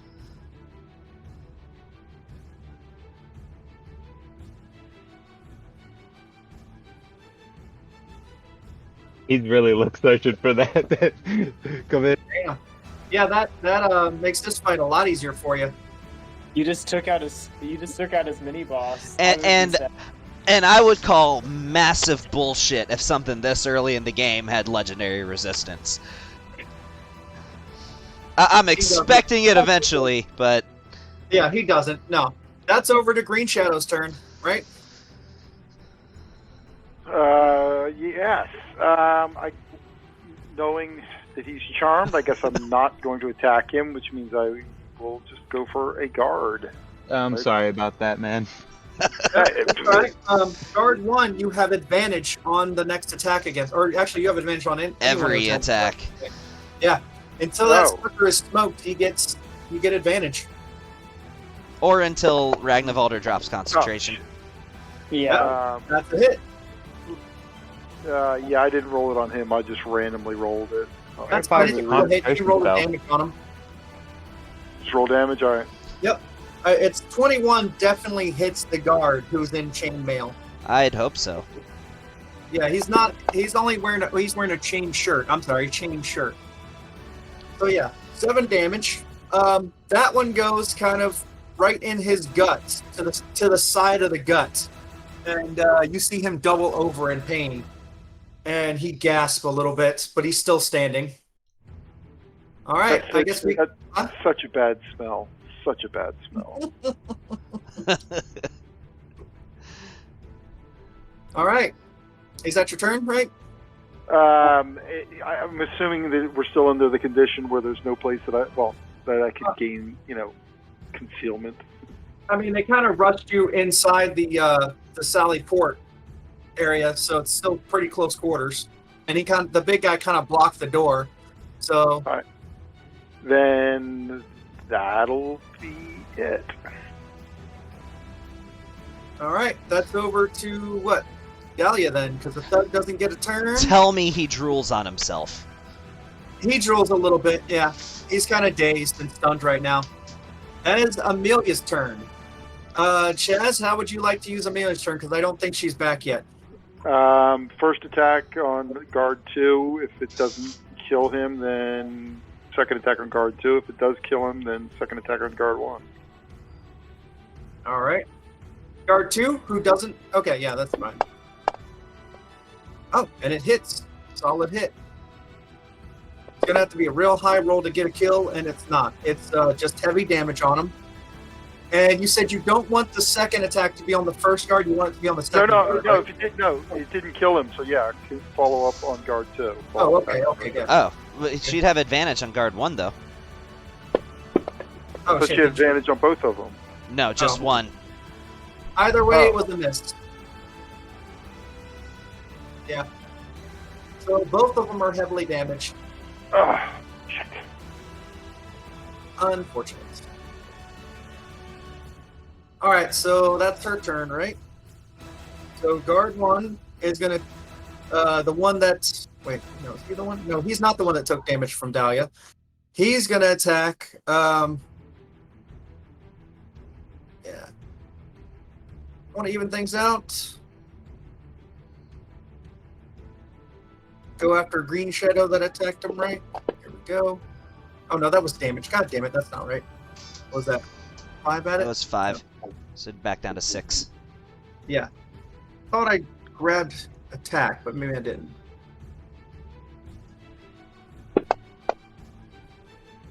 Missed. And this one is going to attack Amelia. Attack. For injuring him, and also missed. Wow, these guards have missed every single attack, and that is back over to Sano. Okay, are the guards next to each other? Sure. Alright, so S-stock drawn. I'm gonna take a big ol' swing with advantage at guard 1 with a Violet Flame Blade. I feel like I use that a lot. No kidding. So, yeah, that's what I'm gonna do.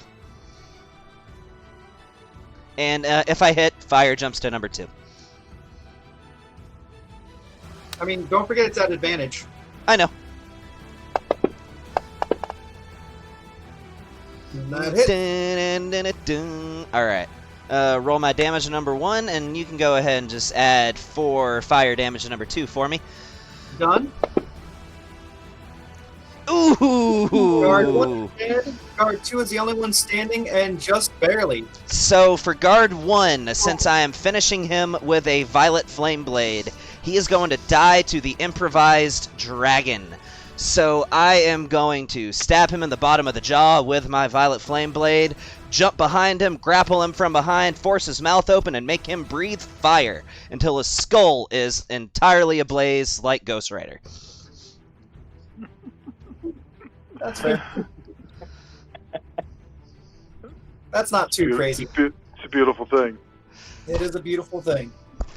That is the improvised dragon, everybody.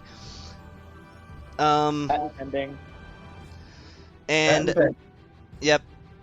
And that will, I'm just gonna chuckle at number 2 and say, not too late to run, as I flourish my weapon in his direction and end my turn. All right. To Ragnarvalder. All right. So we are going to, if I can get this working, there we go. I am going to can't attack the thug because he's right now hypnotized. He's charmed, right? yeah. So you're attacking the guard? Yep, we're attacking the guard with my rapier. That's actually a hit. God damn. Nice. And he takes Wow, that was an overkill. Nice. Freaking darn near max damage. Oh, that's funny. All right. Yeah, you skewer that guy. Man, these guards suck. I mean, I know you're level Love 2, but this still, rapier. they're sucking right now. So, what do you guys do with your thug buddy? we're just gonna be thugalicious with this dude. God, my whiteness is showing. Are you guys going to try to keep him alive and as a prisoner? Or are you guys just going to surround him and skewer him with one hit? That's up You to know, them. if he's a mercenary, we should find who he works for.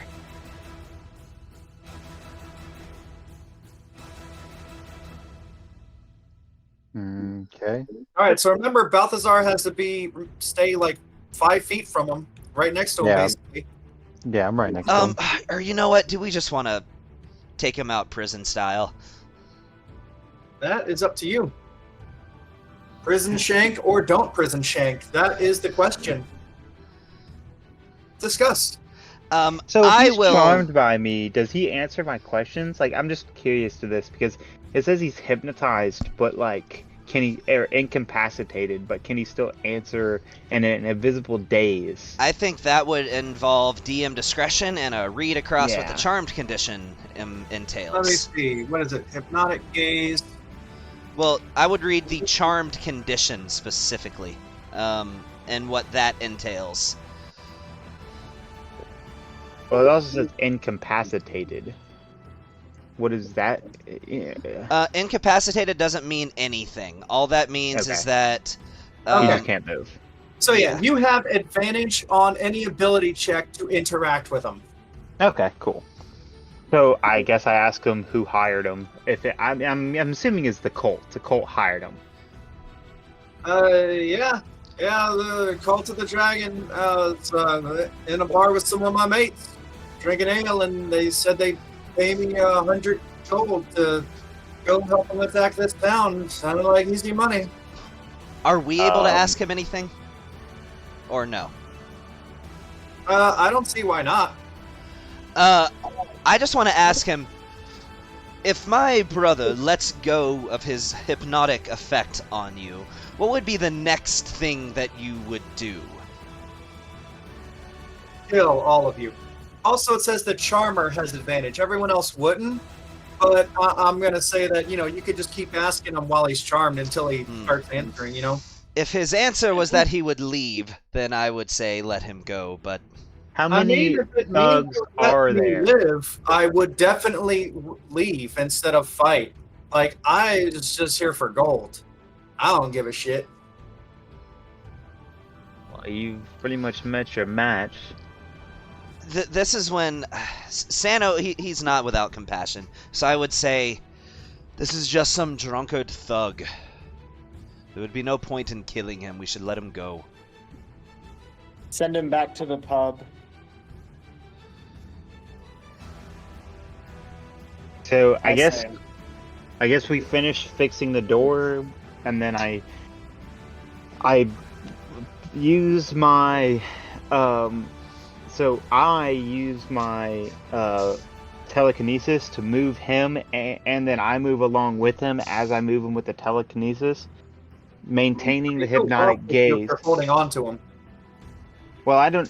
Oh, am I able to move him with the? Okay, so am I able to grab him and move Going him? over here, and you just kind of guide him. He's sort of dazed and kind of out of it, so like he can walk, but he's just kind of almost drunk. I ask him Okay. again, reiterating, if it means that we let you live, you will leave peacefully, correct? Hey, you can even have my gold. I don't care. I'd rather shit. not die. Oh well, if you're Oh, yeah. if you're offering, Yeah, he still has 40 gold on him. we'll take that, sir. After all, you'd likely just spend it on mead and probably some blow, perhaps. But you know, we're doing you a favor, really. Yeah. So do you release the thug then? I release him outside the door, and then I slam the sally port behind him. So Green Shadow finishes repairing the door? Yeah. All right, well, Yes. he says, holy shit, thanks, I guess? just say, shut up, go. Yeah, good luck. Okay, he turns around kind of confused, but somewhat pleased to be alive, and moseys away, probably back off to whatever town they found him at. Just remember, if you ever come across our path again, our abilities, and then we go back in. Yeah, he waves his hand. He's very happy that you spared him. Yeah. I wave goodbye. He waves as he walks away. That's the middle finger. Very, very nice. All right, so if you're finished repairing the door, Sally Keep is secured. Some guards come back to guard it. You can see that the guards did exactly what Escobar said, and they're finishing up. There's like a last few, cultists and acolytes getting stabbed and put to the sword and put down. And everyone seems to be, recovering from the onslaught and the attack. At this point, Escobar will heartily thank you and maybe even hug Sano for defending the keep. In the I would love to hug Escobar. Yeah, he will. He's like, all right, yeah, come here. You guys did good. And he gives you a nice squeeze, kind of lifts your skinny butt up.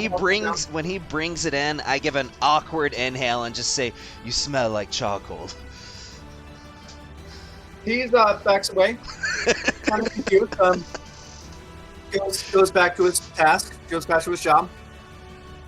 All right. I got to get focused here because now that you guys have finished with that, it does bring up the next part. All right. Okay, so let me ask you, Lee. What tone would you like for the next song? Are we looking at more epic combat, or would you want more like taverny type stuff, or? I mean, you can have taverny for a minute. You are going to get approached by Governor Nighthill. Once again. Oh, what's that? Oh, that's changing. Okay.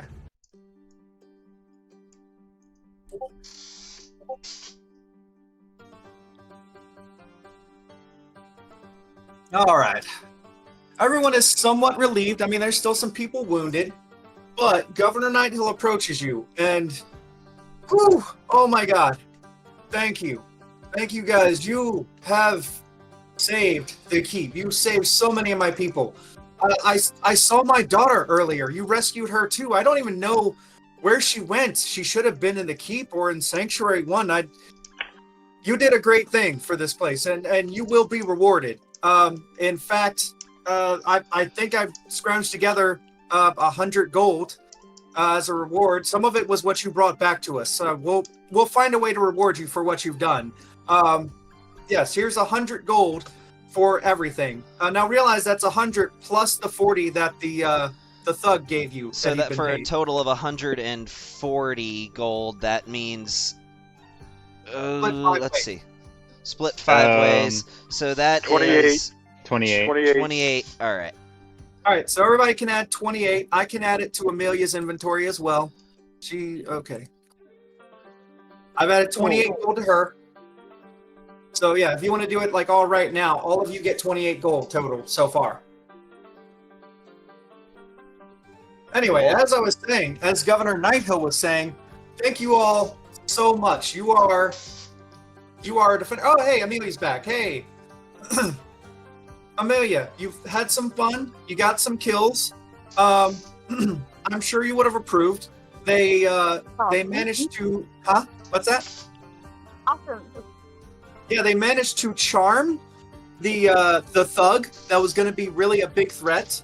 And then after the fight was over, they offered to let him go, and he was so gracious and happy about not being murdered that he gave you guys the gold that he'd been paid, or some of the gold that he'd been paid. So you guys, along with the reward there from, was more? there may have been more. He was paid 100 gold, and he gave you 40. Now, did he spend that on ale, or did he not give you all of his gold? Oh, well, alright. He's definitely spending it on ale. I mean, I'm just gonna say, if you killed him, you probably would have found 100 gold on him. Ah, Whatever. But you guys get Alright. the joy of knowing that you did the right thing. that's true. Anyway, Remember, chaotic good. I know, I am chaotic good. it's funny because you guys, between the 5 of you, are 4 different alignments. Really? Yeah, Really? it's rather interesting. This is my ringtone. Yeah, that makes sense. Anyway, as Governor Nighthill was saying, thank you all so much for defending the keep, for bringing our people back, rescuing my daughter. You have done so much for the keep. Hold on one moment. Hold on. And one of the guards is ushering to him to come to the wall in front of the entrance to the keep. And he runs up there, and he, without turning around, waves for you guys to come up. So he wants you to join him on the wall. Yes, gladly. This one moves with haste. I mean, you're safe inside the keep. It's well guarded. The door is defended now, repaired. You guys are safe in the keep. I walk in the direction he's leading us in with a smirk on my face and a spring in my step. So out in front, from the darkness, a creature strides into the dim light of the dying fires around the keep. Although it is shaped roughly like a human, it is at least 7 feet tall, covered in blue scales, with fingers that bear wicked claws, and a face that has a muzzle and reptilian eyes of a dragon. The creature stops about 80 yards from the main gate of the keep and scans the walls. A line of kobolds fan out behind it with their spears. They prod 4 human prisoners into the dim light. This You is can make inside of the keep? No, this is outside of the keep. Oh, okay. Yeah, this is like 80 yards away, or 80 feet away. So you can make out a woman, a teenage boy soaked in a blood-soaked tunic, and 2 children. And then the half-dragon creature hails the keep. Defenders of Greenest, this has been a successful night, and I am feeling generous. Do you see these useless prisoners? We've got no need for them, and I'll trade them back to you. Send out your best warrior to fight me, and you can have these 4 in exchange. You guys might recognize the one they speak of. The half-blue dragon, Langdedrosa Cyan Wrath. Yep. Mhm. Can you wait till morning, dragon? He doesn't respond. However, there is one of the guards, one of the militia that does respond. He screams, in fact. Sergeant Markuth recognizes one of the prisoners as his sister and her children. He is ready to rush out into battle. He screams, "No, sister, I'm coming!" No! And Escobar and a few of the others are trying to restrain him. As they try to restrain him and keep him from rushing out there to his death, Governor Nighthill approaches all of you. He sort of walks past the skinnier elves and mainly speaks to the 2 more well-armored ones, Dalia and Green Shadow, and says, yeah, look, you guys have done so much already. That guy can't fight. And none of my militia is going to last more than a few seconds up against that beast. I realize it is a big ask, but do you think one of you might have a chance against him? Could one of you fight in his stead? Because otherwise, yeah, he won't last a second. I am fuming right now. If I had my bloody blade song, I could. I'll understand. I will not judge you. You have done enough for this keep and for my people. If you don't want to step forward and face him, I will not hold it against you. No, I would love nothing more than that if I was at full power. All right, this is an opportunity for you guys to talk amongst yourself to decide who goes forward. I did take up a thug. I could potentially do the same with him. Well, I could easily disable our dragon friend out there. Now, realize that he's 80 yards away, and he's surrounded by 16 kobolds, as well as some of the drakes as well. Yeah, but I'm figuring this is... Any spell cast at a distance or any attempt to charm him, and they're dead. Charm him? I mean, it's not really... They don't see it as a charm. It'd be a hypnotic gaze, and I would be right up in front of his face. Because they can only do it when I'm right up in front of his face. You can try to charm him, but they have orders that if the two of you are not fighting, they're supposed to kill the captives. So this is going to be a real fight. Okay. There isn't a clever way around this. Somebody has to step up and fight him, or those people are dead. Or the other guy goes forward and fights him. Can we talk him into possibly waiting for the morning? He's waiting for a champion to come fight him. I don't think he's waiting all that time. I just want to try to goad him at least. I would say, if you're too cowardly to fight any of us at full strength, then just go out and say it. If you can wait 4 hours, I would gladly challenge you. Langdadrosa says nothing, but Nighthill says, it's okay. It's okay. The sergeant will go face him if none of you wish to fight him.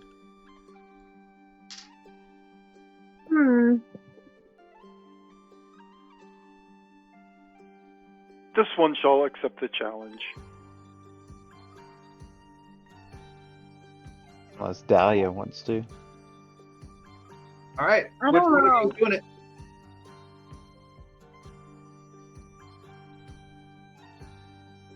Who do you guys think has a better chance of not dying? I mean, if you think it's me, I'll do it. I'm really not sure. Dalia, if he plans on fully killing you, I believe we will step in.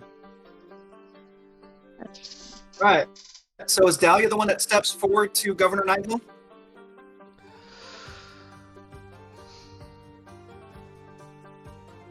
Realize, by the way, Dalia, that earlier Ragnarvalder gave you Bardic Inspiration to use as well. Yes. Oh, you should that's have that. still in effect? Yeah, and you still Yeah, have one damn it. spell slot. Unless So, are- Dreamfire really wants to do it. Are you stepping forward? What do you think, Friar? You're muted again. Okay, so No, now I'm not. Okay. Yeah, it's your chance. If you want to be the one to step forward and fight him, I'm sure Ragnarvalder has a spell slot. He could cure you of the little bit of wounds before you step out there. I Yes, think I can. Brian was going to say something. Yep. Which one of you wants to go? Whoever it is that it ends up going, I still have a health potion left. I think- hold my health potion out for somebody to take. I think Friar was going to say something. No, just somebody thought I was muted. I just hadn't said anything. Okay. That's all. All right. I feel like Amelia has sort of taken a step forward. God, I would This love to one- fight this guy so bad, but I don't have know, anything. Yeah. Governor Nighthill will give a great big hug to Dalia and then shake her hand. And as he does, he'll slip her one health potion and a wink. He was I'm- holding on to a health potion. I would like to give Dalia my health potion as well. If I can Alright. do that. Yeah, sure. That means that she has, well, then 3 health potions. How does she Could I have use But anyway, she has 3 now. Healing Word or Cure Wounds on her? Yeah, you can use Healing Word. She only has 2 damage, but you can heal that up before she goes. I would Save- love to do... Save the healing word because you can do that from a distance. That's true. So she's But down, if I he can interferes, heal they her. might decide to kill the prisoners. Yeah, if you guys kill her from a distance or interfere at all, like, you guys are not going to be able to step forward for this fight. If you do, they will wipe out everyone. They'll wipe out the women and the children. He will speak up. Langdodrosa will speak up and say, if someone steps forward, I'll release the children and only hold on to the woman. But if anyone interferes, they all die.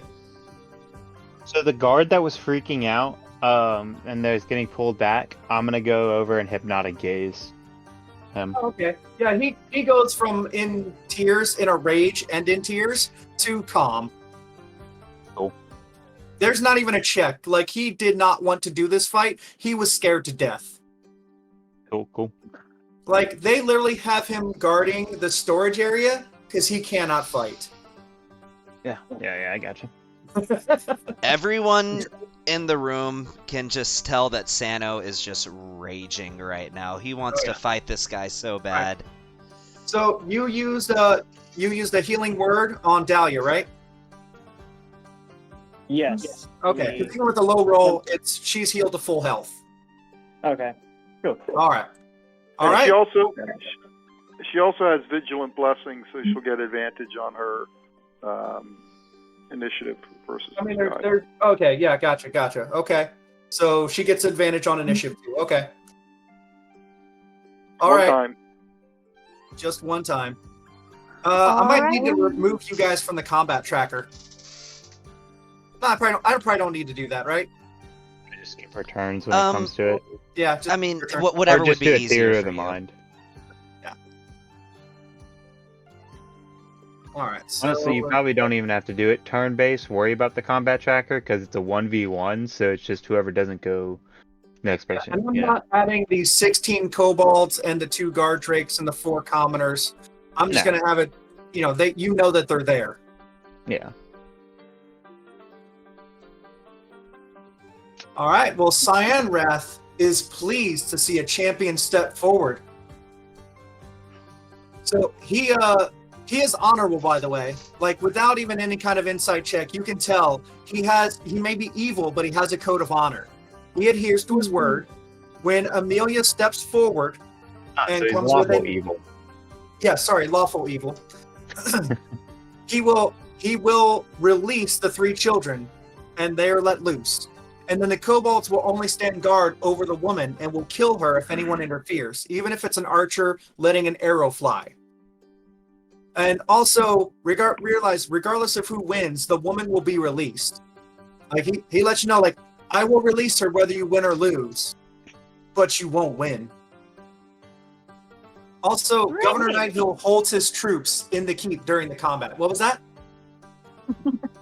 I just said great. The adventurers, the rest of you, can go out if you want to, but you'll have to keep your distance by the fortress. I would definitely go out. All I right. agree. It's just you guys out there, by the way. In case if we need to interfere. Yes.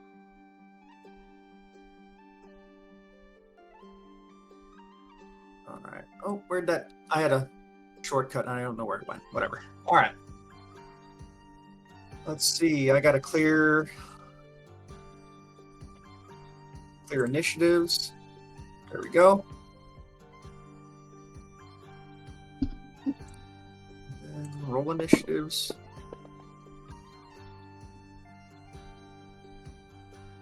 All right. Langdodrosa rolled a 2 on initiative. Did you just roll a stealth check, Green Shadow? No. Amelia, you want to roll initiative? You get advantage on it, so just remember to pick the ADV. Like the advantage, yeah.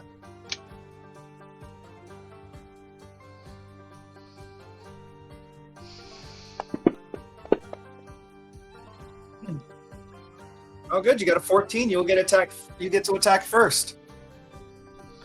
You still haven't revealed him on the combat tracker. Oh, sorry. Yep, there he is.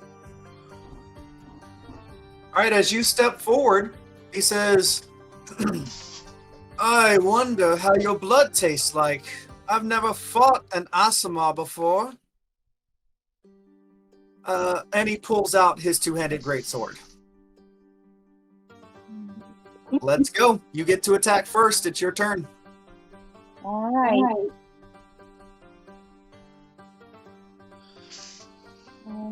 I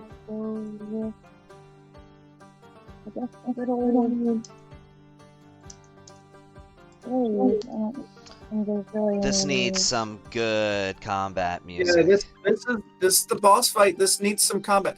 By the way, Duel the Fates. Oh, you know, this one's just called Duel. now that you guys are a little bit closer, that you're outside the keep, all of you can roll a perception check.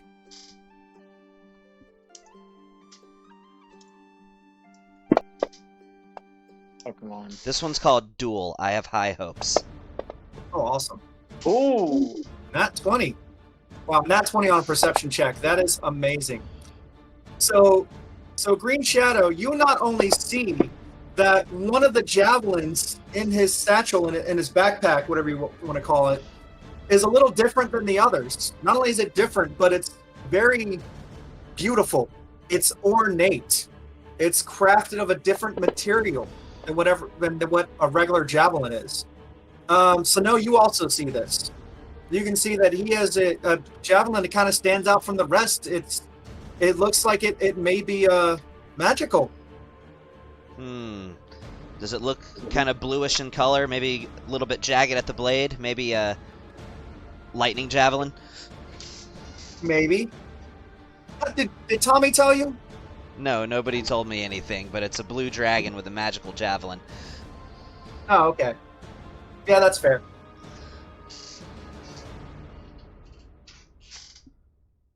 All right, Amelia. What are you? Ready. Are you attacking? Go ahead and attack him. Roll an attack Yeah. roll if that's what you want to do. You're probably going to want to add your bardic inspiration to that one. I was just gonna say, can you do that? That wouldn't make a difference. He is wearing pretty heavy armor. You're going to probably want to hit your first attack.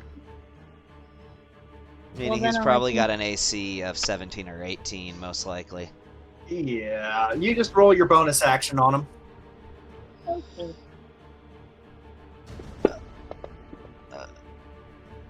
And that's a hit. 17 Nice. it is. Yeah, roll the damage. And don't forget, you have several potions of healing. Yeah. Nice. 3 That's 6 plus damage what? on him. Yeah, you hit him with the butt end of your glaive, and I mean it just hits his armor, but it jars him and makes him move a couple inches, and he kind of swipes his arm and shrugs it off, and then he proceeds to make 2 attacks against you with his greatsword. Aw. It's gonna be okay. I Alright. I think it's gonna be okay. Sano is so jealous of you right now.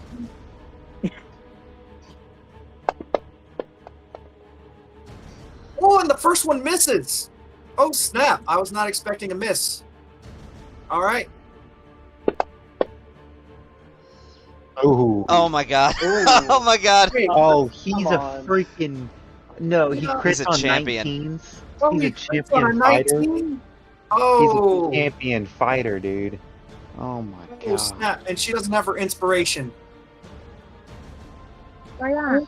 Oh man, I wish I had. I You at the used very it least, earlier. I would silvery You used it barbs this earlier if in I the had fight against slots. the rats or something like that. Well, he would kill the prisoner Probably at that wouldn't point. know if I had it, if I used it. You know what? It I is will let verbal. Ragnvalder use his last inspiration if he wants to give it to Amelia to re-roll that critical hit. Absolutely. All right. Good luck, Amelia. All right, he re-rolls his attack. Come on. I mean, it It is- hits, but it's not a which is- crit, I guess. It's not a crit. It is. That is very important. It is not a crit. It is still a chunk of damage. Oh, She does have potions, though. All right, that is his turn, and now it's back to Amelia's turn. Don't forget, you have 1 spell slot if you want to use a smite or something like that. Don't forget that besides a smite, you also have other spells such as Searing Smite, which sets them on fire, so it'll take burn damage each turn. Or you can just use a smite. That's Sure. actually what I was just thinking about with Searing Smite. I think that might be worth it. All right, so when you hit him, let's see. Does he make a save? A Constitution saving throw. Okay, remember that Searing Smite, it makes him make a Constitution saving throw, whereas if you just do a regular Smite, it's guaranteed 2d8 damage.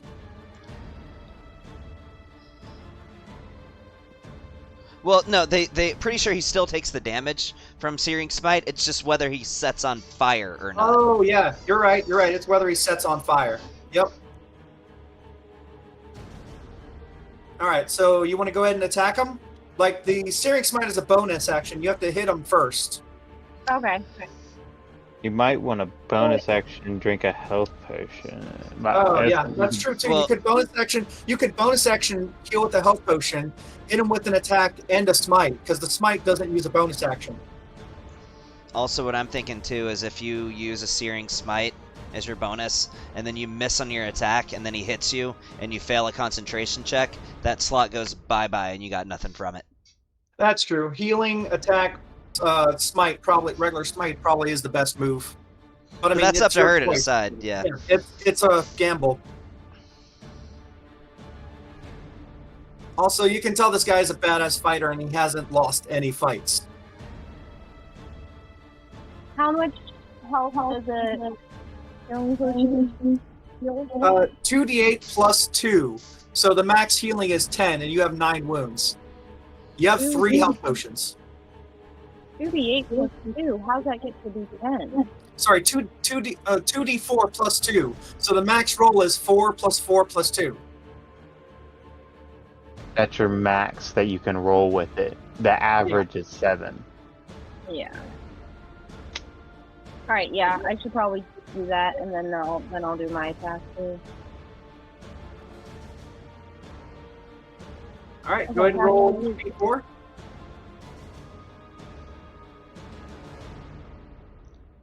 How do I make it 2? I forgot. Right click while you're holding it, while you're hovering over it, or while you've picked it up. Like you pick it up, right click, and it'll make it multiple dice every time you click it. Like I'll roll for you as well. We'll take the highest one. I rolled 6 on the 2d4. Okay. See, we can use that too if your thing's not working, if it's lagging or whatever. Yeah, I don't know what it's doing. We'll just take Right. that roll, because that's Yep. actually a pretty good roll. We can use my roll, so that takes you down to 1 wounds, and then you can roll to attack. Okay. Oh! Yes! Glorious. Roll that beautiful damage. Nice. And a nice roll. Nice roll. Did you want to add a smite to this as well? Oh. Yeah. Do I still get to do my back end hit with the glaive, or no? That's instead. That would be your bonus action, so you won't get to do that because you healed. But I would do the smite. Hey, Yeah, you can still do the smite with your 1 spell slot. Lee, I have a question. Mm-hmm. How many kobolds are there? 16.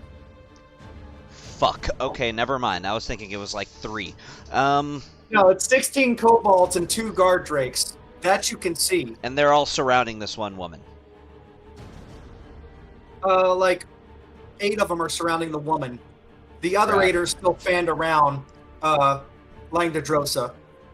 They're almost forming a semicircle around like the circle that they're kind of fighting in. This is not to be a full combat. This is a 1v1 combat. Mm-hmm. I'm just thinking of contingencies at this point. That's all. All right, you just want to roll, take 2 d8s and roll them in there, and that'll be your damage. Yeah.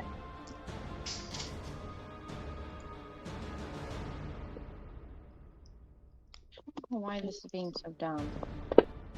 It's not letting me do this. Ooh, max damage on that one. And minimal I'll damage on that read one. as well. We'll try to get you as much damage. We'll say that's 13 damage on him. Okay. Because that was Why? a fucking 1. Cheating. Cheater. Also, if you miss an attack, you do still have Bardic Inspiration. You actually land with this glaive and cut through his armor and actually make him bleed. I mean, he's not horribly wounded, but he's bleeding across his chest. Not bad.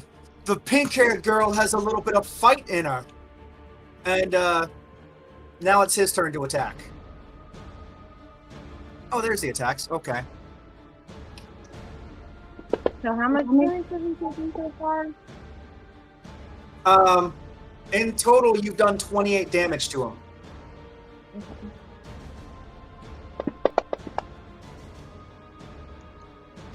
He gets one more attack. And he missed! Holy shit, snacks on a cracker. Alright. That's your turn, Dalia. I would like to talk to Ragnavaldr for a second, if that's okay. I mean, you can talk to him while she's fighting. Okay. I would just It's say... nice to know.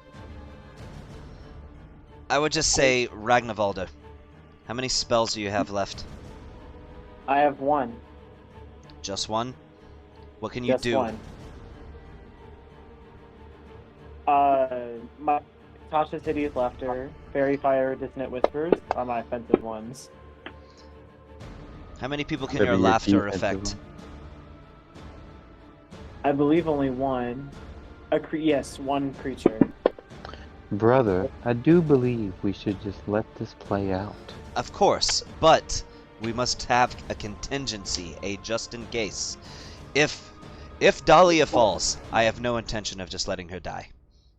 All right. No, you will not die, but I do believe... Your glaive attack hit, and you have a bonus action. Are you healing or hitting with the butt end of your glaive? I think I should heal. Okay. You can use another healing potion. Can't she use her lay on hands on herself? She already used that earlier, Ah, okay. previous session. And now she's down to one potion of healing. Stealth check. Alright, so you healed. Did you want me to roll a 2d4 for you? Yeah.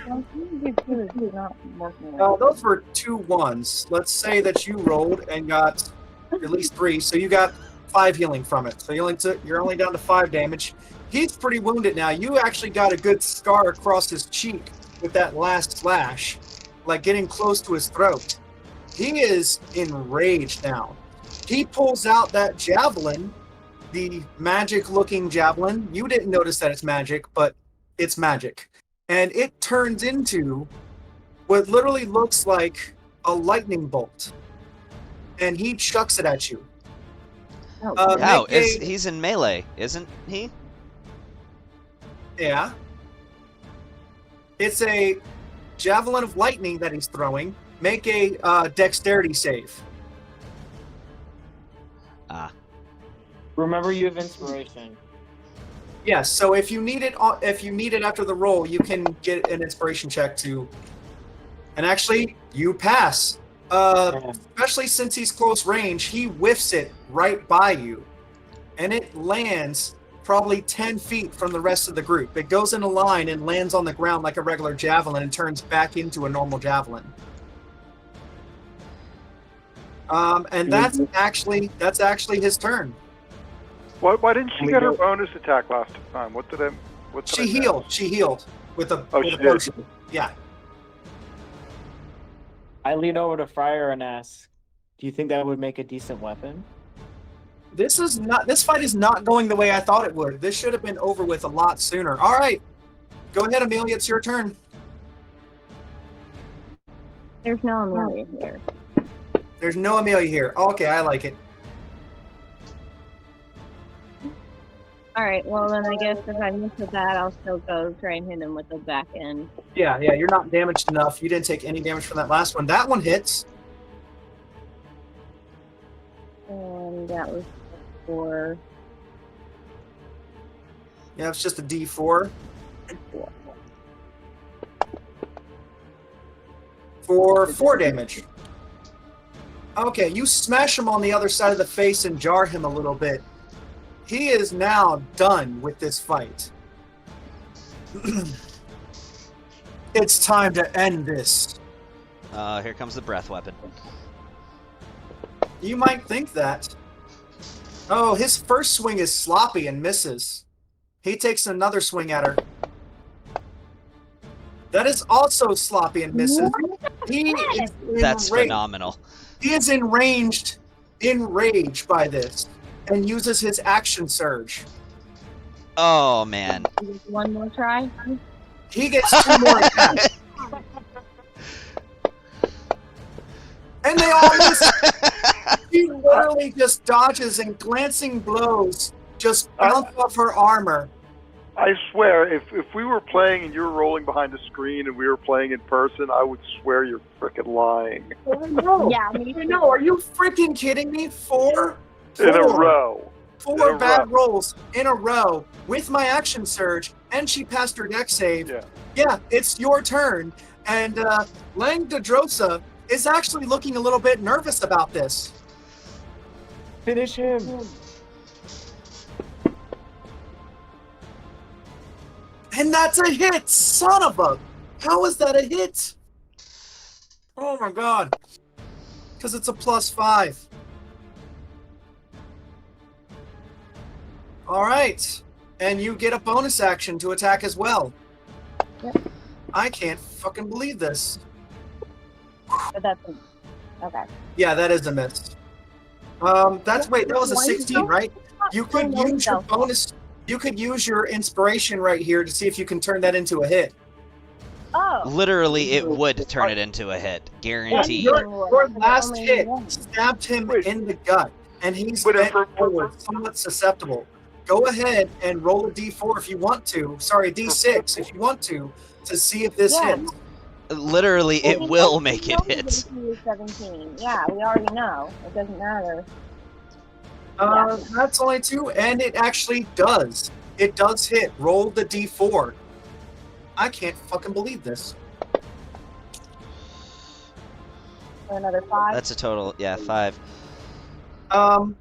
Yeah. Yes. You fucking brain him in the dome with the back end of your polearm, of your glaive. He drops to the ground. Immediately, the kobolds are in a panic. They release the woman, by the way. They shove her forward. One of them throws a smoke bomb. Covers about 30 feet. And they grab Lang Dedrosa and cart him away. And they are out of there. They are dipping.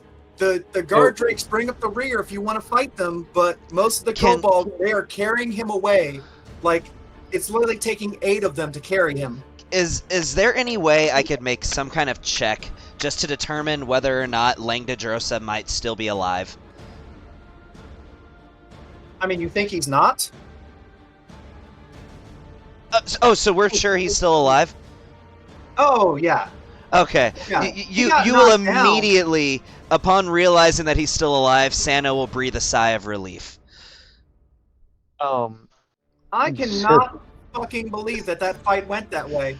So that fight. So I've read the first chapter. I've told you this, Lee. Yeah, I kind of figured you did. Yeah. Well, yeah, I read this. the first few pages till I read the first chapter. Yeah, I know, bro. Yeah, I read this. This fight was literally supposed to be impossible. Like, you were literally supposed to be beat to death. She's level 2. He's a level 5 fighter with action surge, and I gave him a magic weapon, so it would be a reward, win or lose, because he was going to throw it early. But there's not supposed to be a victory against the level 5 fighter in splint mail with an action surge and a 2-handed sword. Yeah, no, that was supposed to be an unwinnable fight that was supposed to knock one of us down and kind of put us in our place. Quotation. Literally supposed to get beat into the dirt and then stabbed while you were down, and then everyone else to rush to your defense, and they leave, and you make like 1 death save, but then you're back up. Yeah. And you just beat their champion, the half dragon, Lang Dedrosa. Congratulations. I would shake Dalia's hand and say, congratulations, and personally, thank you for not killing him. I really wanted a crack at him. Oh my god. Governor Nighthill will run up. He'll run out the gates of the keep, and he'll hug you and say, I can't believe it. As he leans back and holds you by your shoulder, he's going to say, I was sure that you were going to die. Thank you so much for going to fight him, and holy shit, I can't believe you beat him.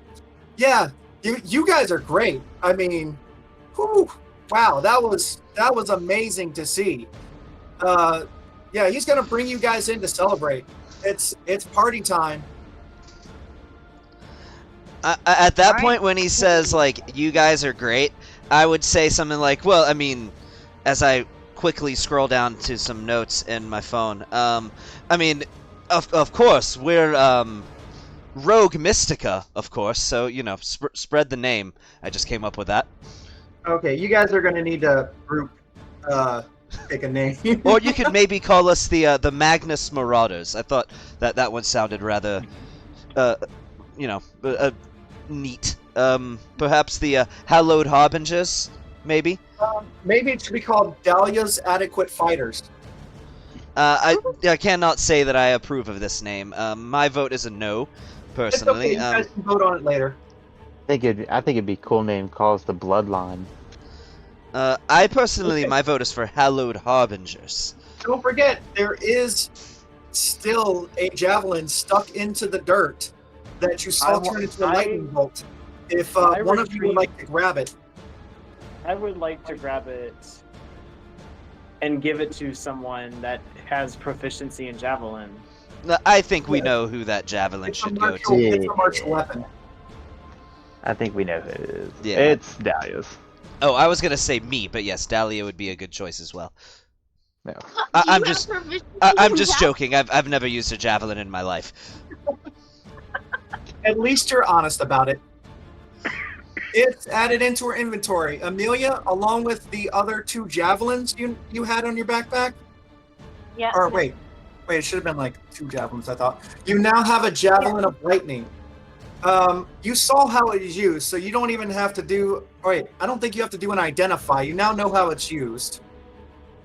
You know that it's magical. Right? Yeah. Yeah. Do we know? Well- Do we know exactly how the magic works? Do you guys need to do identify on it to know how to use it? This is a new question. So, technically not. If you've seen it used, then you at least generally have an idea of how it would work. Also, any item that requires attunement becomes automatically, its functions become known to you the moment you attune to it. I don't know if that requires attunement or not. Alright, so all she has to do is attune to it. I'm going to let you know, like, I don't need to wait until after the long rest to say this, that it is a magic weapon. When you hurl it and speak its command word, what you heard, because it was right next to you, it transforms into a bolt of lightning. It forms a 5 feet wide, extends out as you throw it, goes 120 feet, and each creature in the line, excluding you and the target, must make a DC 13 dex saving throw. It does 4d6 damage on a failed save. Oh, I forgot. Actually, it would have been half damage on a successful one. You would have taken 2d6 damage. Wouldn't have changed the fight. But actually, it even does damage on a failed save. And then afterwards, the lightning bolt turns back into a javelin when it reaches the target. So basically, you make an attack ranged roll, weapon attack. and everybody in between you and the person you throw it at gets it with a lightning bolt. Oh, yeah. It's actually a ranged weapon attack.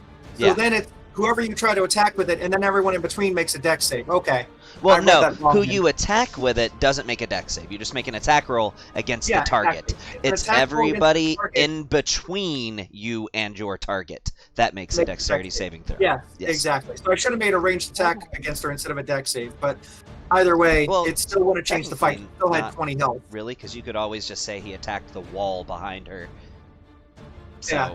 Well, I mean, even if she took 4d6, she still would have been up at the end of the fight. But then it cannot be used like that again until the next dawn. So it's a once-a-day thing that you can make a ranged attack with it, and it can do 4d6 damage and possibly do damage to people in between in the line. Not possibly, definitely, because they get at least half. Oh, yeah, you're right. You're right. It will actually do 2d6 damage to the rest of them, or half of the 4d6 roll. Like a lightning bolt, but it's a javelin. It's the spell of a lightning bolt. Congratulations on getting your first magical weapon of the day. Of the day. Of the day. Of the day. Maybe. You don't know. You don't know what's going to happen. That's true. Yeah. All right. So, everyone's shuffling back into the keep for some well-earned celebration. A toast to Amelia for kicking the shit out of the damn near unbeatable Langdedrosa. That was not supposed to happen. So I'm just gonna say to Dalia, well fought match, but he's mine next time though, right? Like next time I get to fight him, right? If you Oh, you should definitely let him. You should definitely let him. Next time he's going to be like level 8. If I've got at least 2 out of 3 of my spell slots left and a blade song, I will happily fight him. You know what? I believe you. I believe you. All right. really doesn't So- mean successfully. Yes, you will indeed fight him. Oh, I will. Absolutely. That shit. Yeah, 2 health potions, the bonus actions, and a smite. I cannot believe that. Yeah, that's fantastic. What? What's that? I was making a Legally Blonde reference. I said, like a car?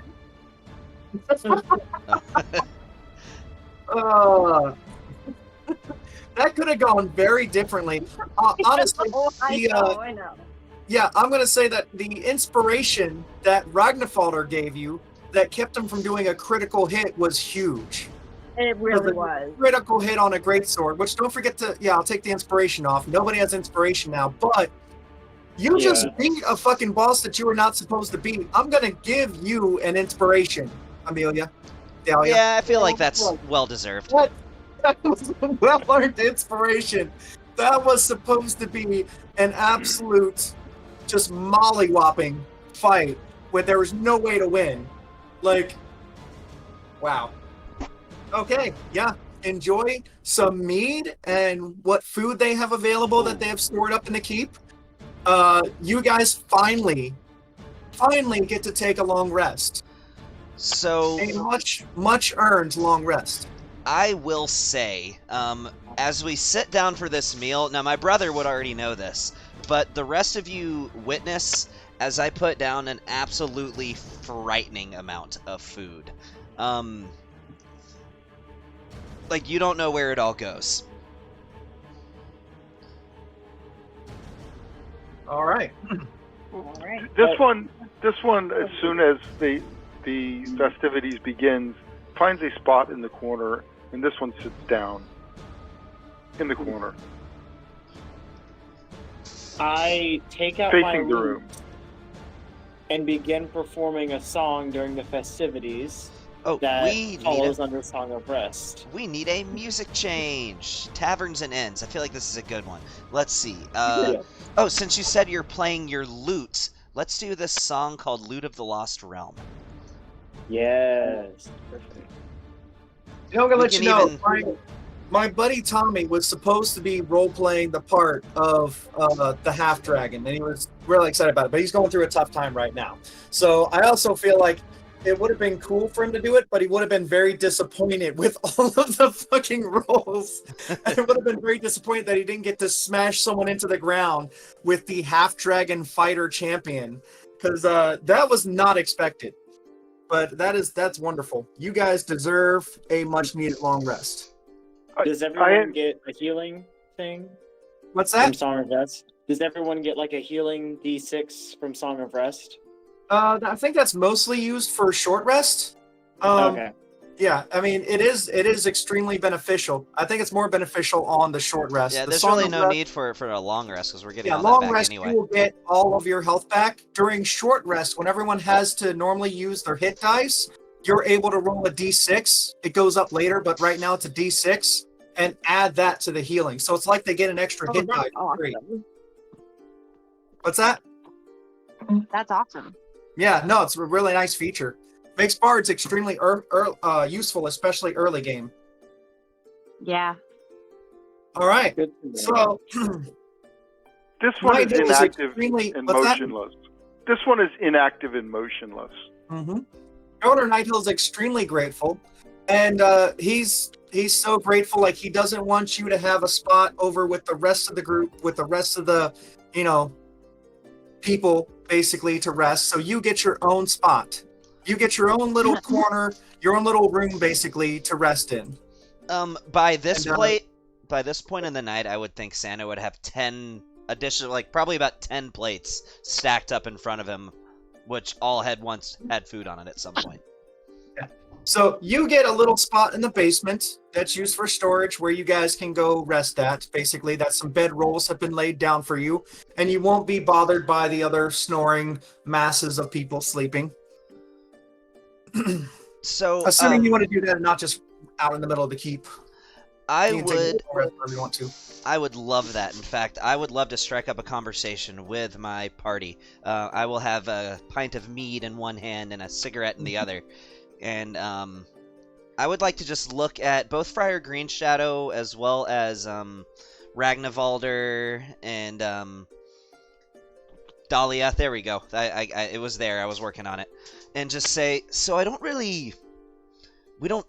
You know, I would say that I have a great deal of respect for all of you here. After all, you've shown your combat prowess. You've shown that you can be a valuable asset in battle, and I respect all of you. But with that being said, I don't really know much about any of you.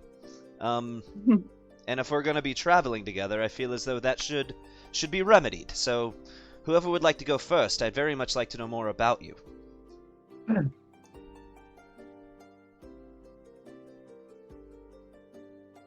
One of the guards chime in at once.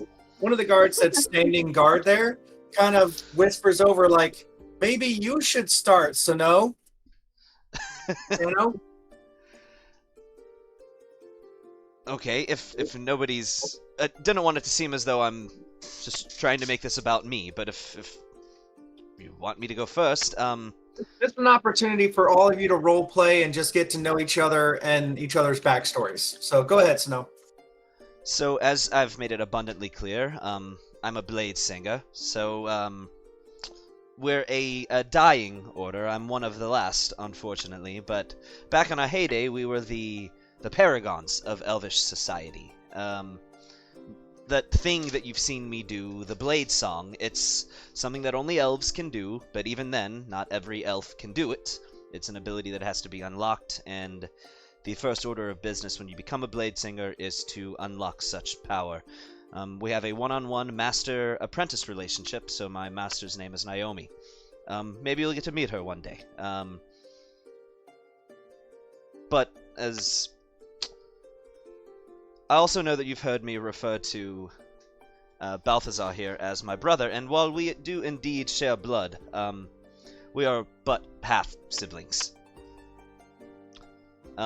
Same father, different mothers, but him and our father don't particularly get along, I should say.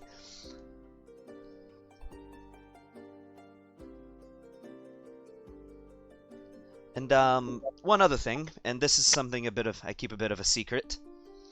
And before I disclose this, I must have assurance from everybody present to keep this fact about me secret. Of course.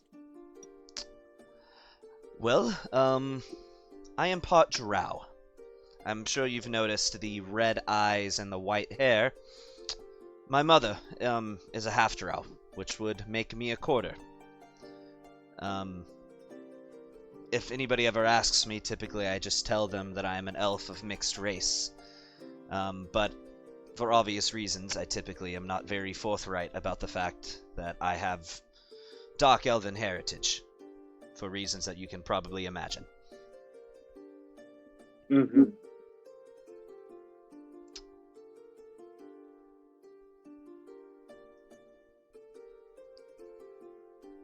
If that was a language, I don't know what it is. If that was I don't supposed... know what that is either. What's that? I said I don't know what it is either. I think that interesting. you might be... I figured you had all languages. I'm pretty sure I do. I don't know why that's not popping up. Oh, wait, I can see the translation. Is that the translation? Okay, if that's supposed to be undercommon, that's definitely not undercommon. Oh no, it's not undercommon. Okay. Yeah, I don't know anything that you just said. How many Exactly. languages do you have? 3. And actually, I have 4 under the build in D&D Beyond, and it's only You 3 have in this 4 in here build. too. Yeah, you have 4 languages. I do. Must be because your background. Yeah, yes. 2 of them come from background. All right. I gotta pee. I'll be back. Continue mingling. I would at this point say, though, but I don't wish to make this all about me, as despite what it seems like, I am actually capable of humility. I genuinely wish to know more about each of you.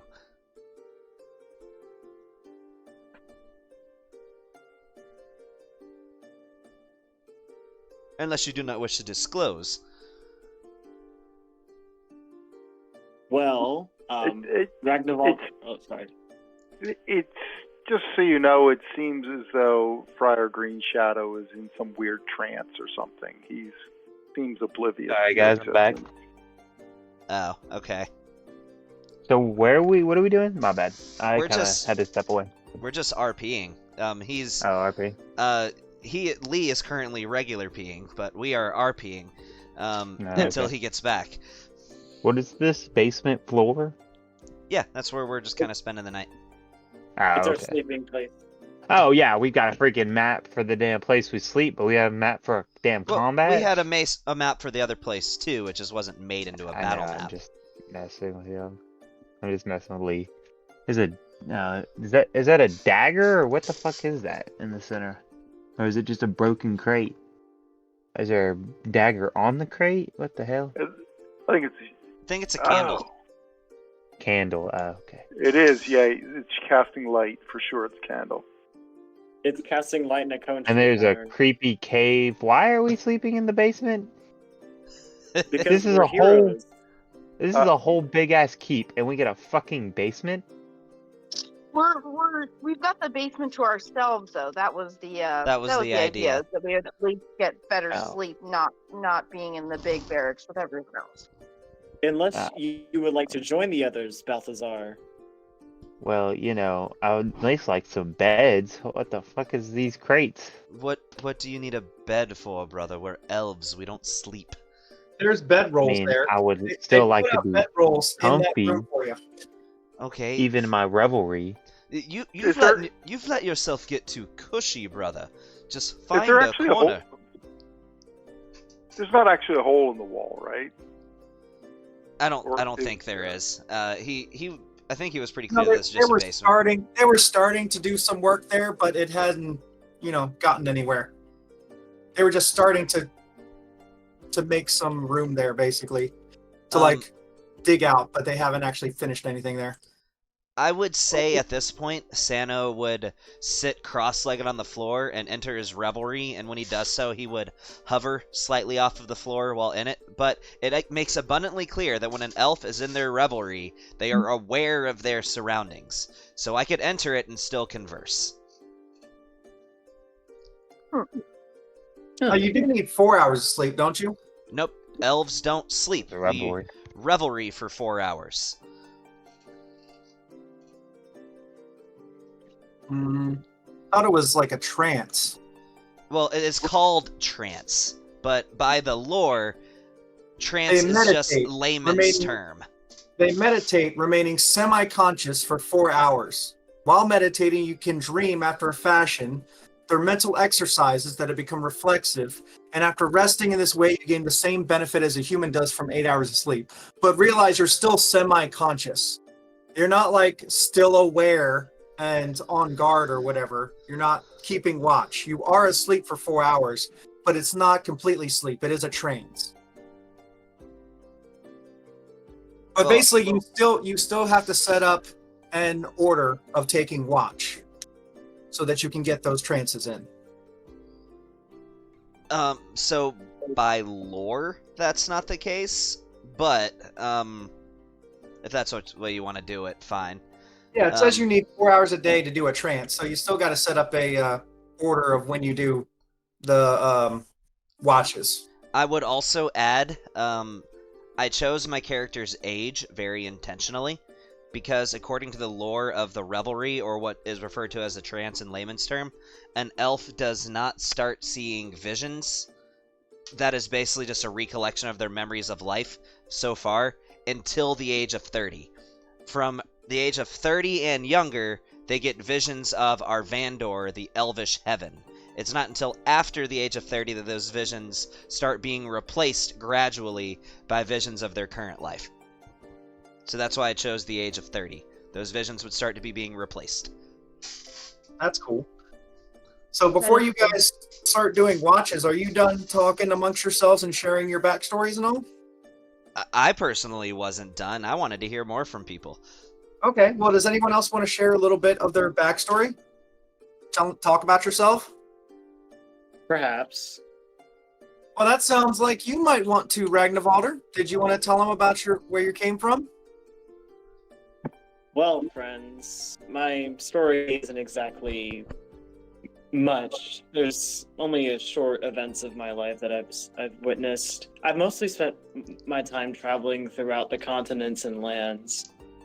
I've enjoyed comforts from music and meeting several interesting individuals on my travels, but you guys have certainly been quite the most rambunctious group I've encountered. Well, aw shucks, I would say. But honestly, growing up, I hail from a clan of Dragonborn that lived on an island somewhere. None of the charts that I've witnessed have ever shown its location. But our orders must remain a kept secret. So I must ask that you must not share any details or ask that I reveal this location. Oh, of course. Thank you, friend. When I was roughly in our age, I would have been a teenager. We were attacked by a vessel of Titan worshippers that have Tiamat worshippers that have been blown off course. They sought an opportunity from seeing all the Dragonborn in our village and of my clan, and chose to lead an attack once we resisted joining their horde. Were all of you gold or varying colors? Most of us were gold. But unfortunately, I was separated from an escaping party during a storm, and I washed up on this mainland continent, and I've been traveling ever since. Well, you seem to know your way around a fight. Well, one must learn skills of fighting in order to survive in a place like this. Oh, well, of Tiamat's course. agents work everywhere. I hate all of them with a passion. As But- do I, sir. We have much in common. Of course. I'm glad to find such camaraderie within my allies. So, question for the DM. All this is going on. We came back. Everyone was eating, doing stuff. After eating, went into the basement. What is the lapsed time in that? What is the what? How much time has Time. elapsed? Yeah. I mean, probably only like an hour, so why? For eating and everything? Okay, all right. Yeah, I mean, it's not like they were going to do a lot of cooking. It's mostly like cheese and bread and some meat and all like that. Like, they don't even have a working kitchen. It's just reserves that they had. They may have had some fruit and whatnot, too, that they could throw out, and everyone's just scrambling for it. They would have set aside some, like they would have scrambled to set aside some for all of you guys, since you guys are the heroes and saviors of Greenest. But, I mean, it's only been like an hour or so, and you guys are just sitting around talking, so... did you need more time for something? Like, was there something you needed time for? Well, I mean, I'm in Sentry's Rest. I'm shut down. I'm switched off. Oh yeah, yeah, that's fine. Yeah, did you realize you're still aware in Sentry's Rest? If you want to, like, tell your backstory a little bit, you can take a break from the Sentry's Rest and finish it later. Like, hold on, let me see how Century's Rest works. I think it's got to be 6 hours, yeah. and Yeah, it doesn't have to be in a row. Like, you could rest for an hour while they're chatting, but you're still aware, and then you can just basically pop out of it, talk to them for a few minutes, and go back to your 6 hours of rest. okay. So all right, Because you were able to see and hear everything sitting there motionless in your rest. And then Yeah. if you choose to, you can pause your rest basically to communicate with the group. Okay, all right. I'd seen it. I DMs taking it both ways. It has to be like a continuous 6, or that it could be a broken 6. So okay, good. For something like Century's Rest, where it's just you have to remain motionless to charge up because you're, sort of a construct, then I'd say you can just unpause. Definitely a construct. Could I respond to something Ragnvalder said? I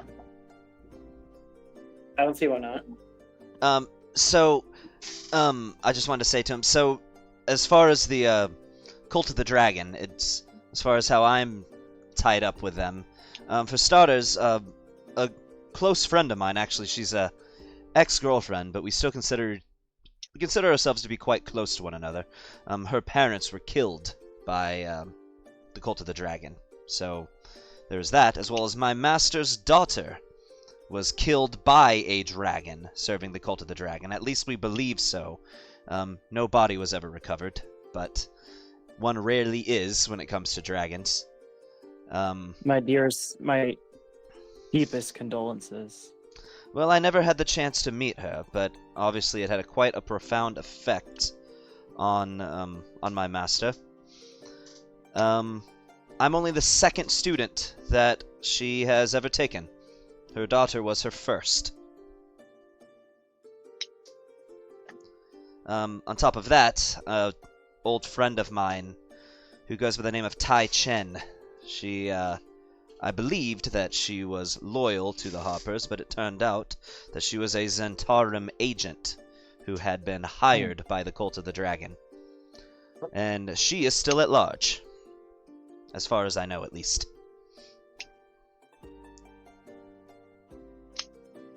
Avarice, I've seen, has been quite the contender for bolstering their numbers. Indeed. Well, she is a mercenary.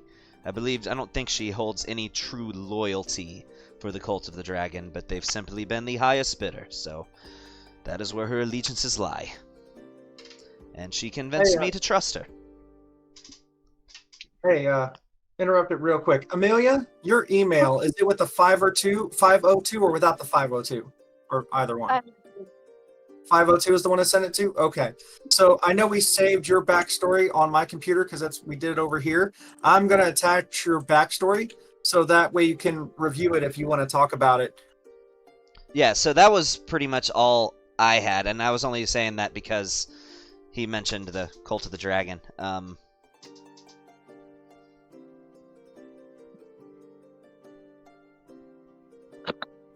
Well, myself, I don't care much to dwell on the sad parts of my younger years, but I sent you your backstory, by the way, in an email. Yeah. So if Greenfriar wants to talk about his story, he could step forward with that and give you a second to go over your backstory so that you can have a little more fresh.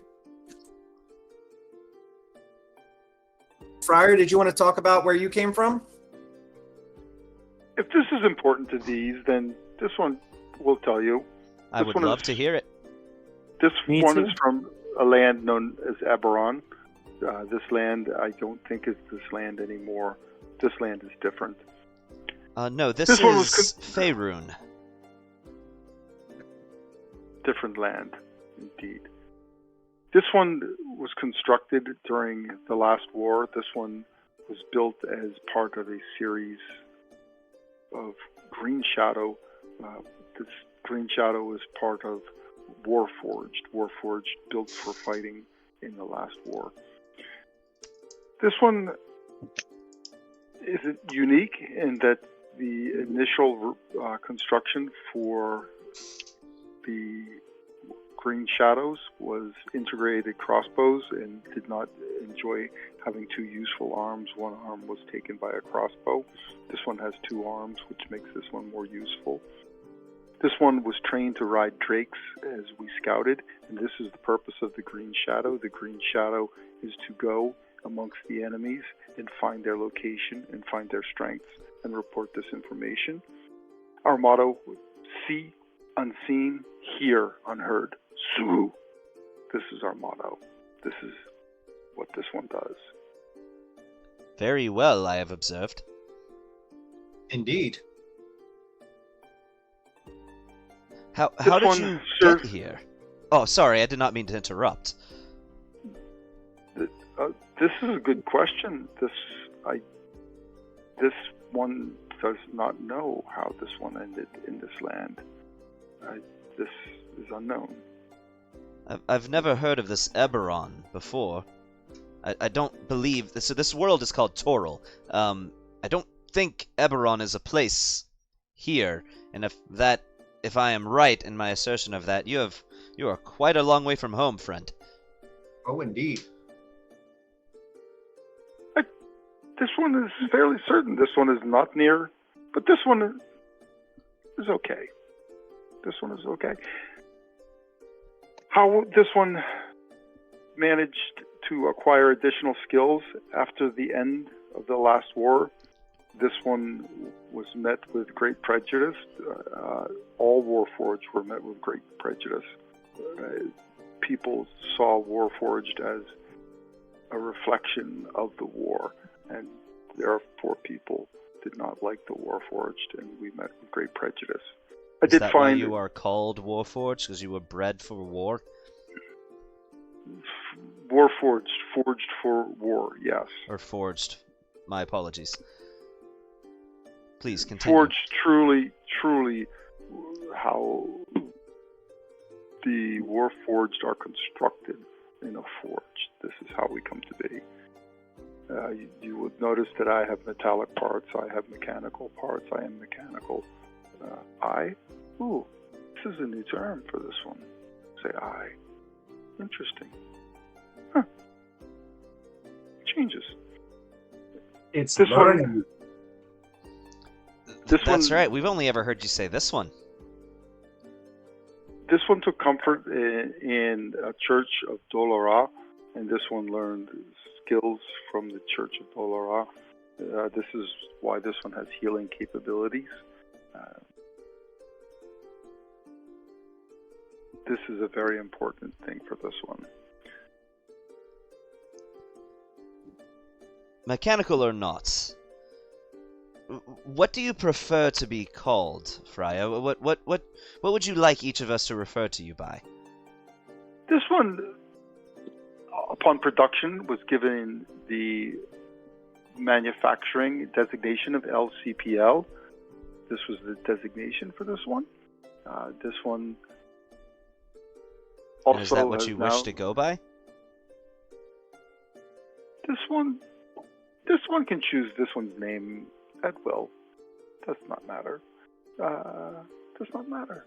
I have earned the title Friar, the Friar of Dolora. This one also is known as Green Shadow. Green Shadow, the production run of Warforged, this one belongs to.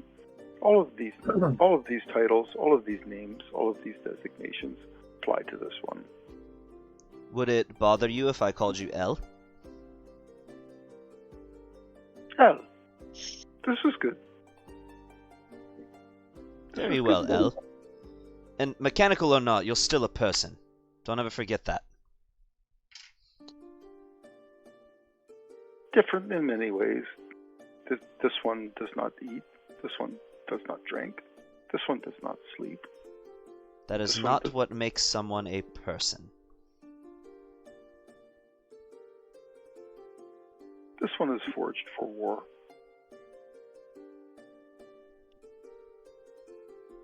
Then perhaps it is time you find a new purpose. This one found some purpose in Dolora.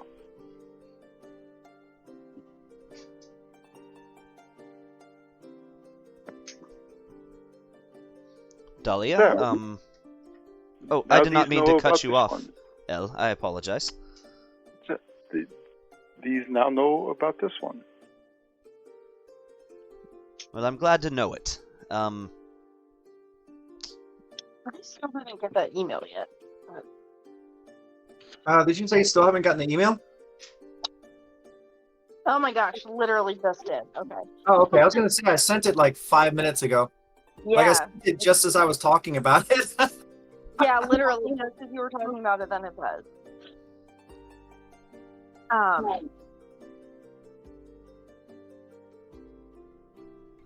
Well, I won't dwell terribly much on Do you have two speakers? my. It's really No. bad Yeah, feedback. I'm picking you up twice. Hmm. I don't know why that would be.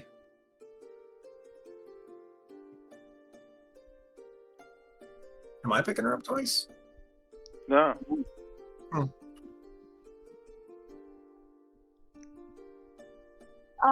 It might be that I turned her up on mine and I have the mic close to the. Yeah, try it now. Okay. Oh, actually, well, I can still hear myself a little bit too. Yeah, Yep, that's turn the volume down. to fix it. I turned your volume up because I was having trouble hearing you. Try it now. All right. I don't hear myself anymore. Okay, I turned you down. That's why you were hearing. You were getting picked up on my microphone because I use a microphone and speaker instead of headsets. Gotcha. Headsets are your friend. I can't stand them. All right, go ahead. Tell us about yourself, Amelia. Dalia. Hey, to the Leah. As the daughter of a solar and a human woman, my if were When she says the daughter of a solar, my jaw immediately drops. I apologize. Continue. the ASMR powers I was gifted with made me somewhat of a I guess a Sorry, liability I'm in still some getting an way. echo Yeah. off of you. Hey, Lee, can you just mute yourself while she's Oh talking? yeah, I can do that. Hang on. That way you can turn her up so you can hear her and just mute your microphone. Yeah. Yep, doing it. Much better. Yes. Actually, that is a lot better. Somewhat of a liability for my family and my village, as unknown groups of cultists had tried to abduct me. My mother, in her quick thinking, she was able to help us escape. And as a matter of fact, brought us to the Harpers, and they were able to help us live in somewhat in the shadows. The Harpers? The Harpers, indeed. So. Well, I can assure you, they were glad to do it. They were, and as thanks for their assistance in my childhood, I chose to join their ranks, and You're a Harper? I was waiting for it. Big dramatic pause. Yes, I am in fact a Harper. What chapter are you from?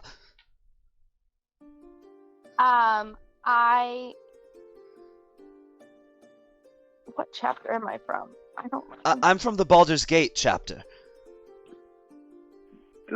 This one understands a harp.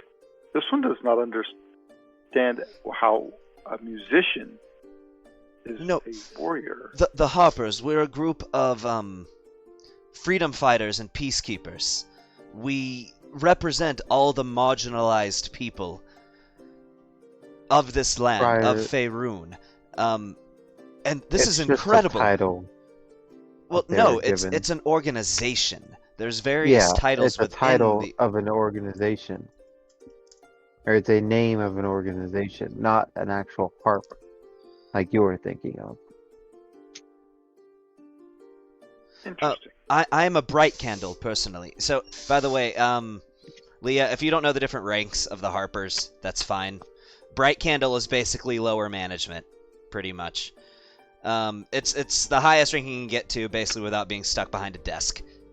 They call him when a Karen comes in. It's like the Harper equivalent of like a field training officer, basically.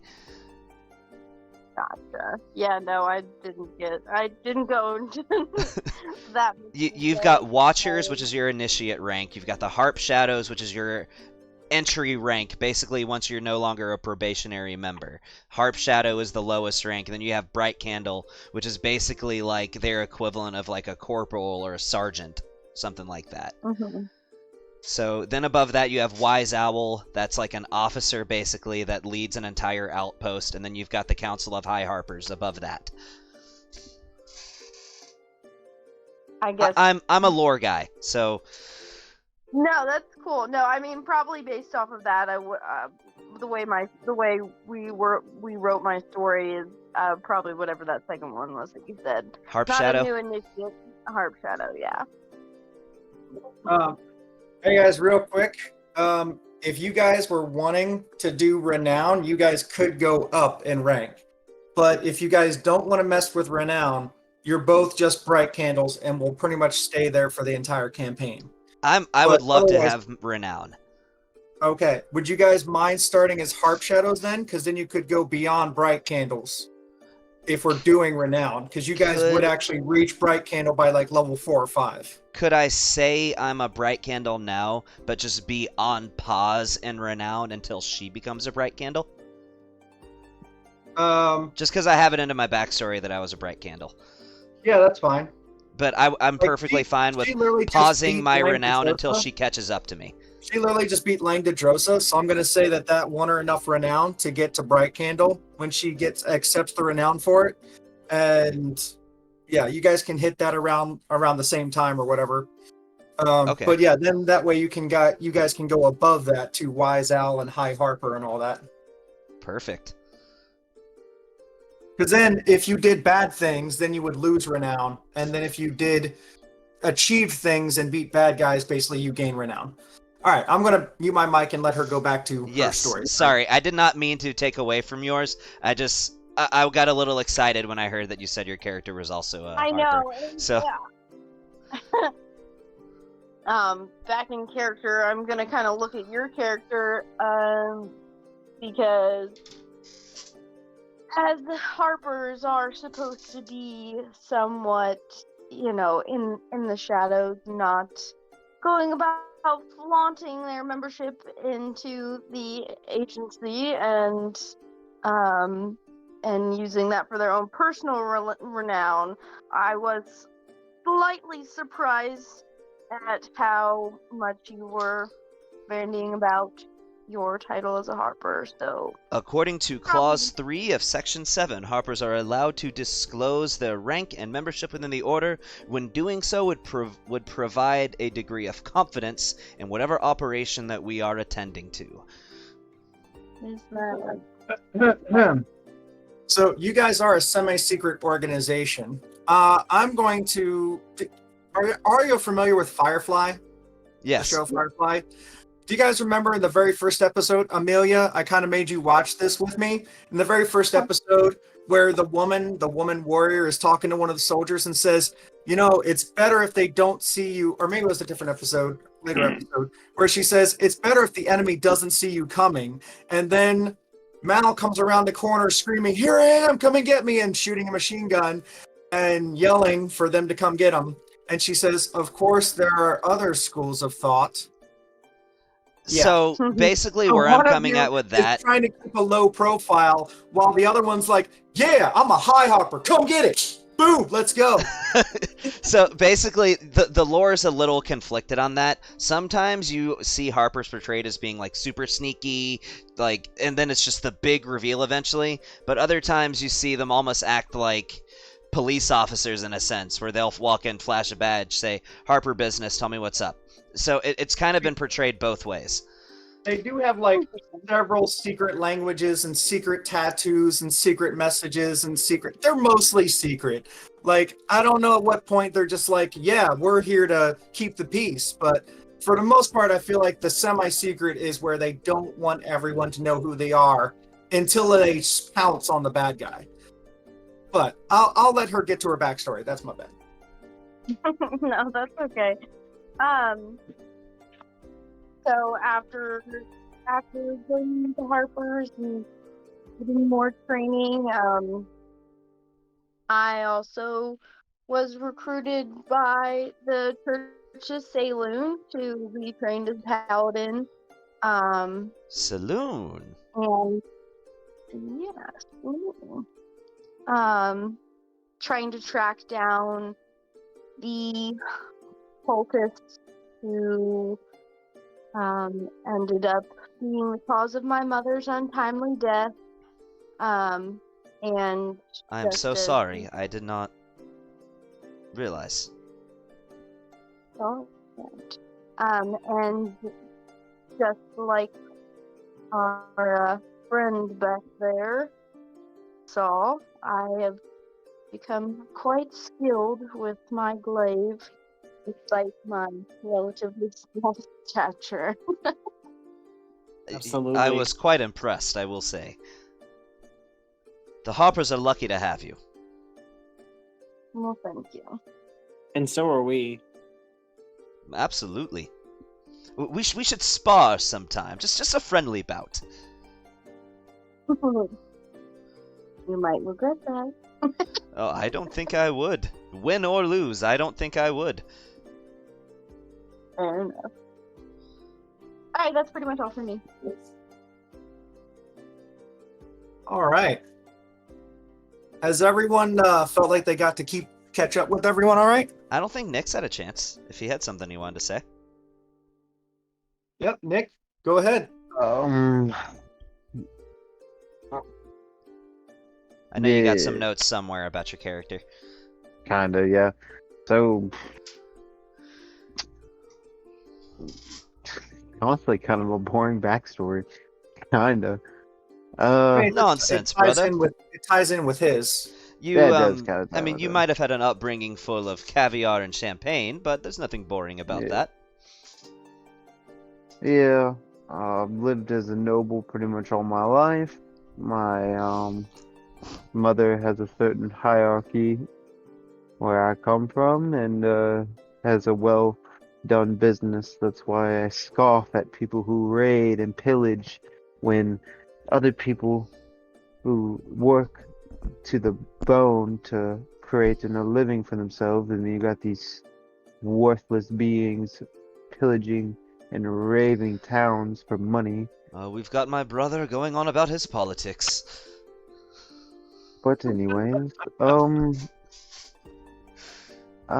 yes, I grew up under my mother and eventually found my father later on. Kind of had to gently persuade my mother to tell me where he was with a little bit of Mesmerization? mesmerization. But she eventually told me, so that's when I found my brother, Seno. Yes, And we've only known each other for his- 10 years. Prior to that, neither one of us knew we had a brother. and his family and my father, and so we share a father, but not share a mother. And prior to that, I mean, I've just been training on my spells and going through my spell book. Oh, you know us wizards. Mm-hmm. Apple doesn't fall far from the tree with that one, as I point to my spellbook too. Yes. But yeah, that's pretty much it for me. Well, nonsense, brother. Didn't you have your own personal trainer who trained you in magic? Yes. Tell us about her. Oh, yes. Still looking back. Sorry, I'm just trying to give you the prompts because you've talked about your backstory with me, and I don't want you to miss anything. Yeah, you're good. Trying to just find the name of the lady. my notes somewhere. Where we talked to. Okay. Is Delory? Yeah, I don't know how to pronounce their name. I'm scrolling through my backstory because that note is in mine as well. I can copy and paste it to text you it. It's right here in this. Is it Anestra, Jenzara, Anaya? No, Shauna, those are all part Naomi? of mine.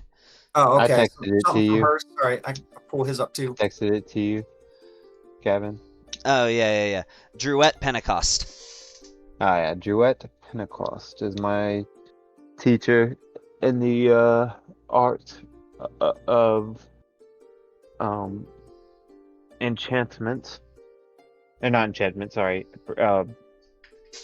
Fucking. Why am I blanking on the type of wizard I am? Is it an enchantment? It is. Oh, it is enchantment. Yeah, enchantment. My bad. I sent you some more I thought it notes. wasn't enchantment. I thought it was You are an enchantment wizard. Okay. I thought enchantment was like enchant in brewing, No, enchants on a freaking weapon. In this instance, bad. enchantment is like Charming spells. charming and Gotcha, stuff. okay. All right, yeah. She's my teacher in enchantment, and I've learned quite a bit from her.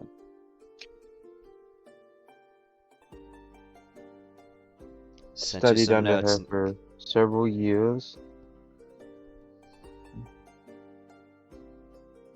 She's a high-ranking member of the Brotherhood of Magic.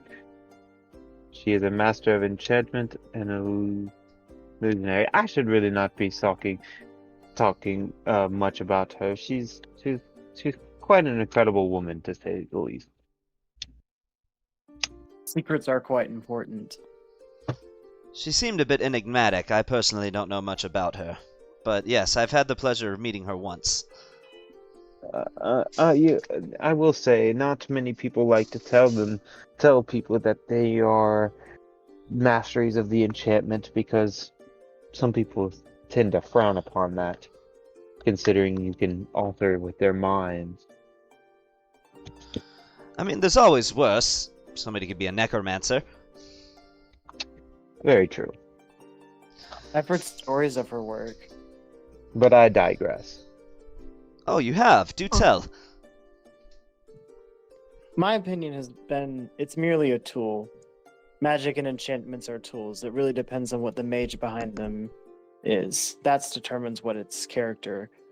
It's like this: you can't take back the stroke of the sword, you can't take back the stroke of a pen, or the casting of a spell. If a person is wicked, then the spells they cast behind them will do their means to an end. But if a person of good character would use such an enchantments, I don't see a problem with it. I think judgment of her work is quite both underestimated and in a way aspects of it over articulated. And undo as well. Of course. Even when it comes to necromancers, one of my master's signature spells, which I'm still attempting to learn myself, is a necromancy spell of her creation called Wither and Bloom. Interesting. Once I've learned it, I'd be happy to show any of you how to do it. Still practicing, to say the least. Oh my god, I totally forgot. You guys had rescued Nighthill's daughter. I forgot to mention that she did get safely into the keep, and you even saw her get reunited with her boyfriend that was a young, handsome-looking drow. I see. But yeah, a drow. she had a It's so Sorry. so progressive of her. You know, that's good for them. What a drag. She missed out on you. If you ever have the chance to meet Shauna, you'll just ask her. She'll be able to tell you how much she's missing out on. Did she though? All right. Does anybody need to catch up with each other anymore? Any questions or anything?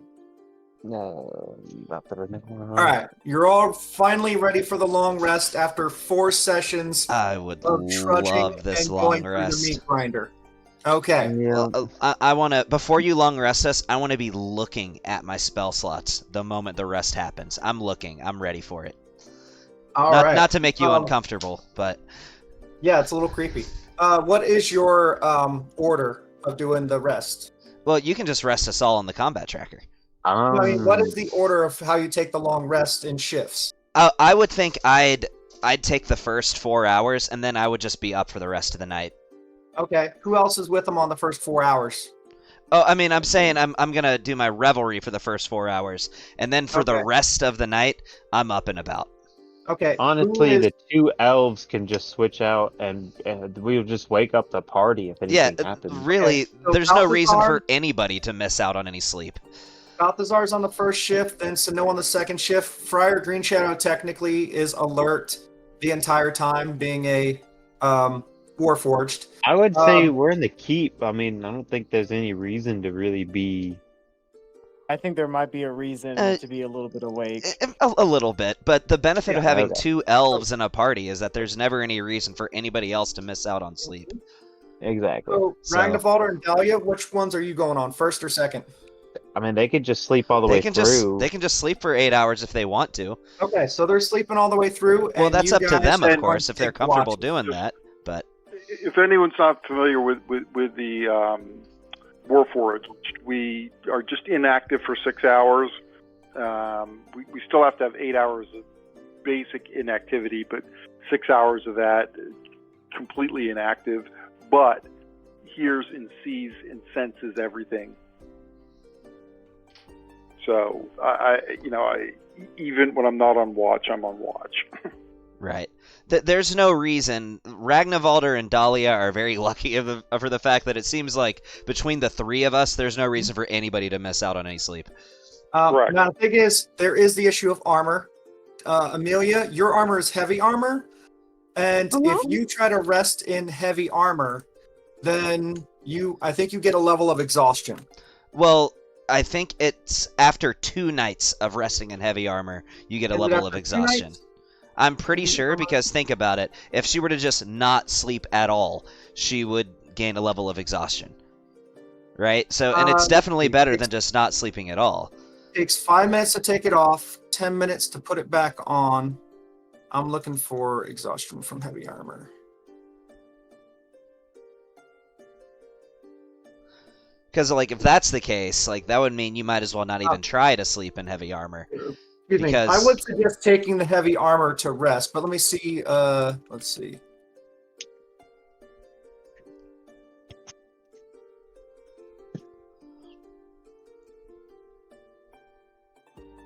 Taking armor. Oh, that's not it. Penalties for wearing armor all the time.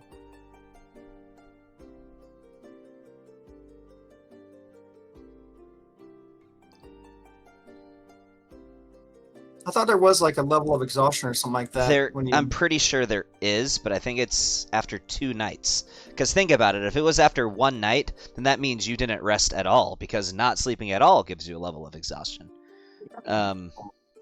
You know? Yeah. It's either 2 nights, or it just takes longer to rest with your armor on. I'm not sure which it is. But I know it's just not the same as literally not sleeping at all. It's better than just not sleeping at all. Yeah, but you can take your armor off to sleep. I know Here's you what can. I'm saying. And Xanathar's Guide to Everything states that if you sleep in medium or heavy armor, you only regen a quarter of your spent hit die instead of half. Sleeping in uncomfortable armor also prevents you from recovering exhaustion if you have any levels of exhaustion. So you don't gain exhaustion, you just can't recover from it, and you don't get all your hit dice back. Is that what it is? Okay. Well, then I guess you don't necessarily have to take your armor off, Amelia. But you can take 5 minutes to take it off if you want to sleep without your armor. If you need to put your armor back on, it takes 10 minutes. So you wanted to sleep wearing a big suit of chainmail, basically. Well, But I mean, technically what are speaking, the if she were to do that, she wouldn't get any hit dice back because a quarter of 1 is nothing. Well, I don't know if she even used any hit dice, did she? Well, she's missing 5 health. Well, no, you Yeah, still get but your that's health not back. health. No, you still recover health. We're talking so, about hit dice. to cover the rules of a long rest, technically when you take a long rest, you only get half your hit dice back. So if somebody has 6 hit dice, they take a long rest, Gotcha. they get 3 back. Gotcha. What this is So saying is just that use somebody hit with dice then. somebody who say is gotcha. level 8 that would normally get 4 hit dice back on a long Yeah, rest, they would get She 2. still has 2 hit dice. Oh, then that wouldn't even matter for her. Yeah, so And she has no can, levels of I guess, exhaustion either, so it take a doesn't whole matter. rest without it and has no exhaustion on. Yeah. I thought there was something else about it. I'm looking, but if I can't find it, then no, she's good. Yeah, what I did was a general Google search, and that's what I came up with. So it says it's in Xanathar's Guide to Everything. States that if you sleep in medium or heavy armor, you only regen a quarter of your spent hit dice instead of half. Sleeping is uncomfortable. Armor also prevents you from reducing exhaustion if you have any levels of I exhaustion. found the exact text. It's on page 77 of Xanathar's Guide. Sleeping in light armor has no adverse effect on the wearer, but sleeping in medium or heavy armor makes it difficult to recover fully during a long rest. When you finish a long rest during which you slept in medium or heavy armor, you regain only 1/4 of your spent hit dice. Minimum of 1 die. Okay, well then that's good. If you have any levels of exhaustion, the rest doesn't reduce your exhaustion levels. That is on page 77 of Xanathar's Guide. Perfect. Okay. Know how to handle it. So you're just going to go ahead and sleep in your armor because you can, basically. Yeah. All right. So you're still armored. All right. And Friar Green just Shadow. out of curiosity, my armor is actually integrated more or less. Although I can take it off, if I don't take it off. It can't ever be unwillingly taken off, and you gain no detriment from wearing it. Correct. Yeah. Yeah, So that basically you means you can just wouldn't wear even whatever armor you count want for and you. you don't have to sweat it. One of the perks of being a construct. Well, I have Technically, to he's wear still armor. humanoid, isn't he? Yes. Yeah, because Yeah. actually, when you get down to the lore of Eberron,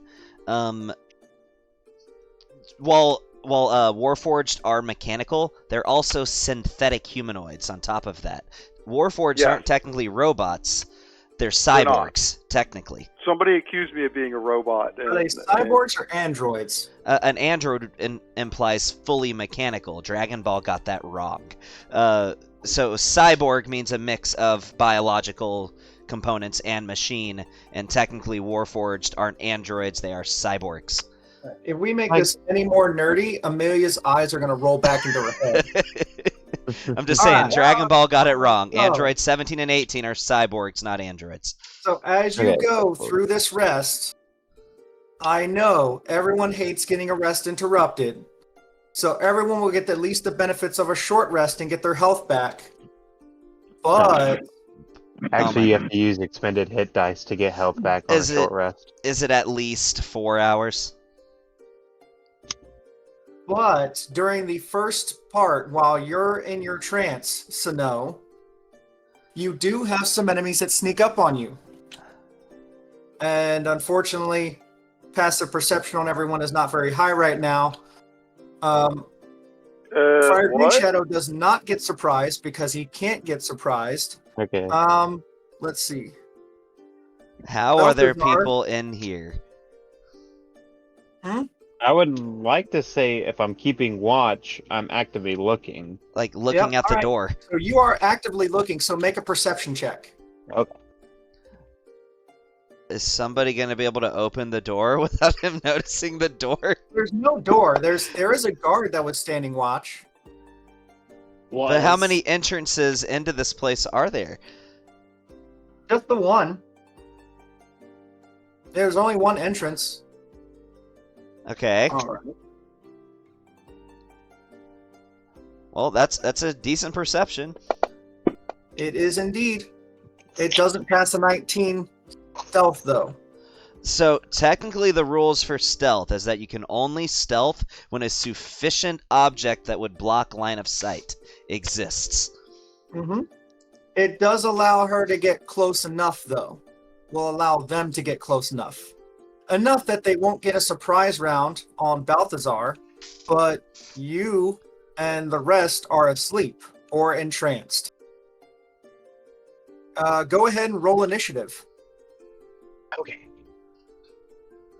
Oh, fucking Drow. Drow? They can suck my nuts. I'm intrigued.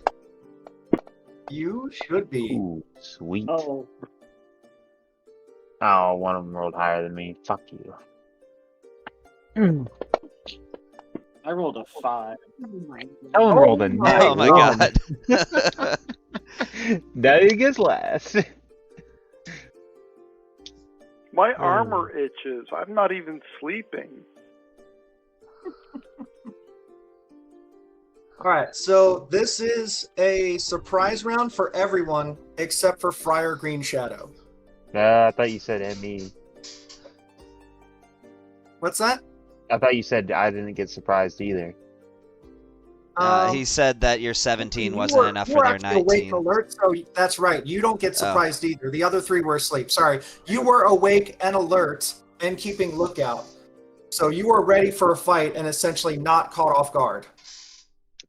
Even though you didn't have necessarily enough time to warn everyone. Good thing you slept It in is, your it armor. is when everyone's going to be scrambling to wake up and grab their weapon. Oh no, my So- weapons are on me at all times. Oh my god. All right. And you know I'm not just BSing that too. You can absolutely 100% see Sleeping that, with a and you knife know under you your can. pillow. Oh yes. No, swords, actually, not a knife. Swords. Excuse me. All right, go ahead, Green Shadow. What am I doing? You're trying to attack the spies. It's in the combat tracker. It's in Oh, that there it is. small room, basically. I can see them. Yeah, you can see them. You can see the spy right now rushing to attack. Not you attacking the others that are sleeping.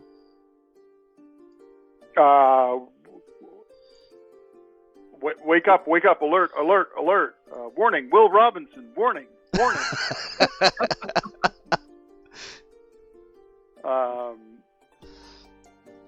Their weapons drawn, attacking. They're not Oh yeah, investigating. yeah. No, actually, the only thing that is uttered is "Die, Harper, die." Oh. Well, whichever one is closest to to Dalia, Closest to you and Dalia would probably be the Drow spy.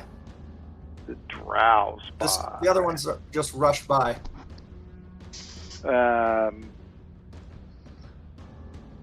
I never said what weapons I would have near me when I'm sleeping, but I am very fond of the bow, obviously.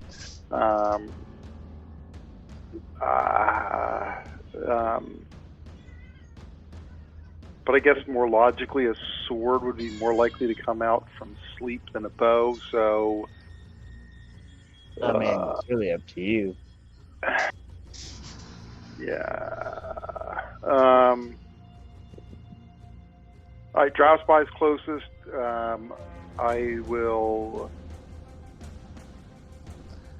Yeah, rapier attack.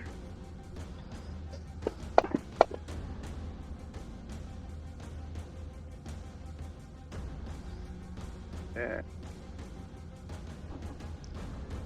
that's it. I'm sorry. I have too big of a map. I can't see everything. Yep, all at it once. hits. So you can go ahead and roll your attack or roll your damage. I'm just gonna roll an attack. Yeah, let's roll damage. Yep, he's wounded. And I will make him, because I can do this twice per long rest, and since I haven't got a long rest in, I am going to make him my favored foe and hit him with another D4. Fair enough. make it My official. favorite foe was a specific type of creature, like humanoid, or you had to choose. With the Nope. newer version of Ranger, after they changed it a little bit. Okay. Yeah. Yeah. My bad. All right, is that your turn? Wait, you gotta add. I gotta add what? 1 damage to it.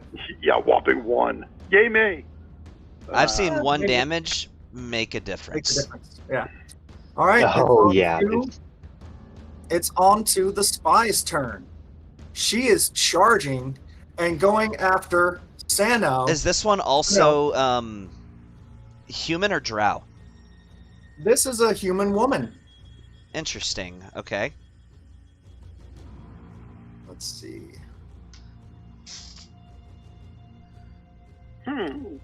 Does she look like the? You can't make out anything except that she had a female voice. I mean, All we right, have dark and vision. also that she gets a sneak attack. Oh my god. Okay.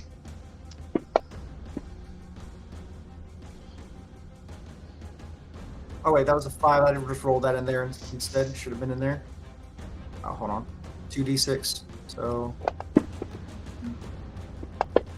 Oh wow. that's 11 damage. Okay. That's her turn, and now it's over to Balthazar. Which one looks beefier? Which one looks stronger? They're, The I mean, they both look about the same size. okay. Oh fuck it. We just hypnotic gaze.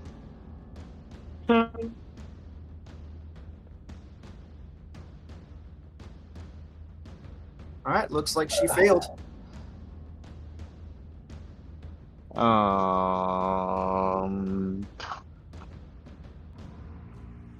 Okay. Yeah. When she attacked me- telekinesis can't do nothing. Could I have had an opportunity to speak when she attacked me? Just one word. Maybe. Sure, yeah. Go for it. I would say, as I'm being stabbed, Ty? What? Just Ty. I said Ty. Just following a hunch. Thai food? I'm just kidding. I mean, I do love Thai food, but Yeah, that'll be it in my turn, I guess. I mean, the freaking telekinesis is not going to do anything in here.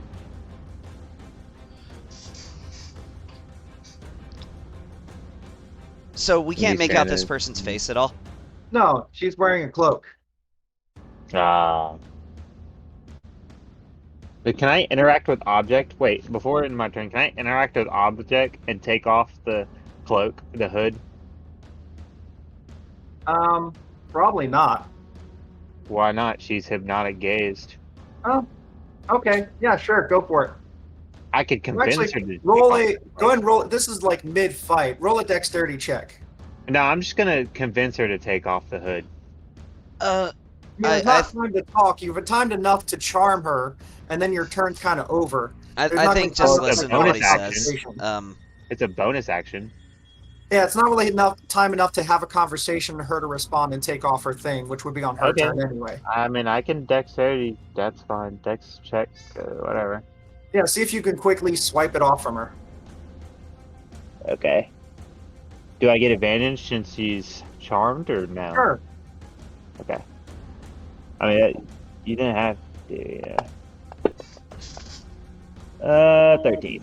Probably not that. No. No, okay. Whatever. Not yet. That'll be in my turn. Santa, it's your turn.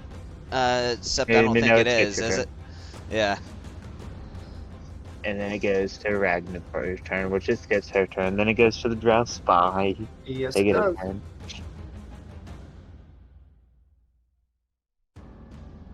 All right, so he's going to try to do an unarmed strike against his compatriot to get her to be uncharmed.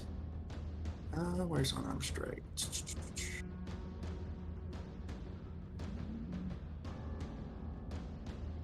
So it's going to be, what is that?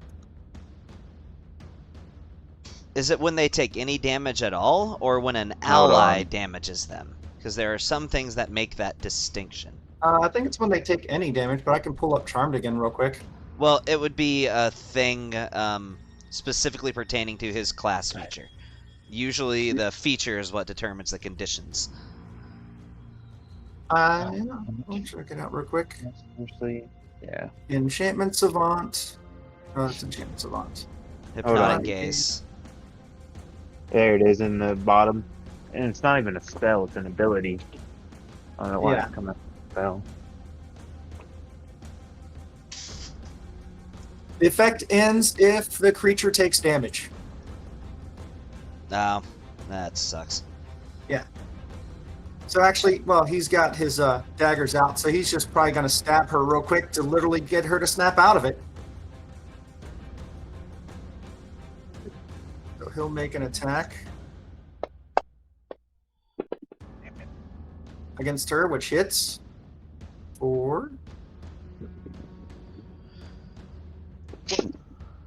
So she'll take 4 damage, but at least she'll be no longer hypnotized. And then he's still got another attack to direct at Sano, Ah, shit. I'm her going. main target. That actually should have been with advantage. Hold on. Wait, it should have been? Yeah, because you were still surprised. But unfortunately, that missed. So that's his turn, and now it's Amelia's turn. Dahlia's turn. Go for it. All right. No, Hit it's him not. up. She's surprised. It would not be her turn. She was surprised with the others. Oh, you're right. Unfortunately. You're right. Never mind. It's Green Shadow's turn. Sorry. I got you all excited for nothing. Yeah, geez. I'll consider it.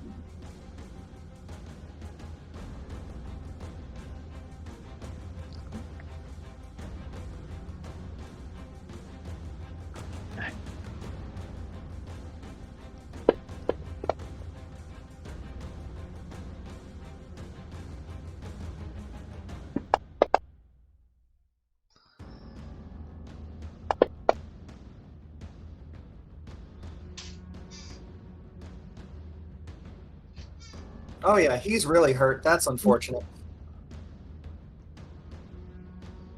All right, is that your turn, Green Shadow? Oh wait, I didn't add the extra 1 of damage. Hold on. There we go. Excuse me. Is that your turn, right?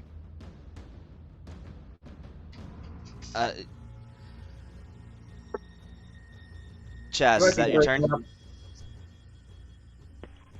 You know, I've really got to stop muting on the headset and just muting on the goddamn app. What the fuck? It's one button on the headset, and I forget to shut it off. The rapier's not light, so I cannot do 2-weapon fighting, correct?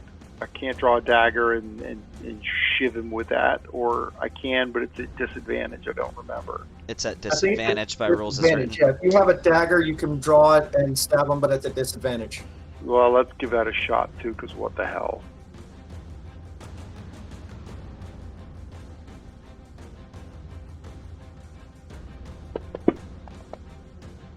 Well, yeah, the beautiful thing is, neither one of those would have hit.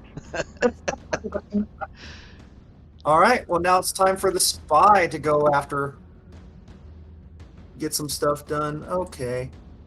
Actually, she has dash, disengage, or hide. Yeah, she So, can't really hide or anything. Just let me say, if this is Tai Chien, she's basically a ninja. Actually, she is literally a ninja. Oh, if it was Tai Chen, you'd probably be dead already. To be fair. Fair point, though I'm probably about to go down now. No, that was on Balthazar. Oh, That was 6 damage to Balthazar. No, 4 damage? Oh, it was a 2 and a 4. Wow, that's sad. But anyway, her next attack is actually going to be on... Yes. Sano. wait, she gets Missed. 2 attacks? Yes, she gets multi-attack. But that's both of her attacks, and now it's Balthazar's turn.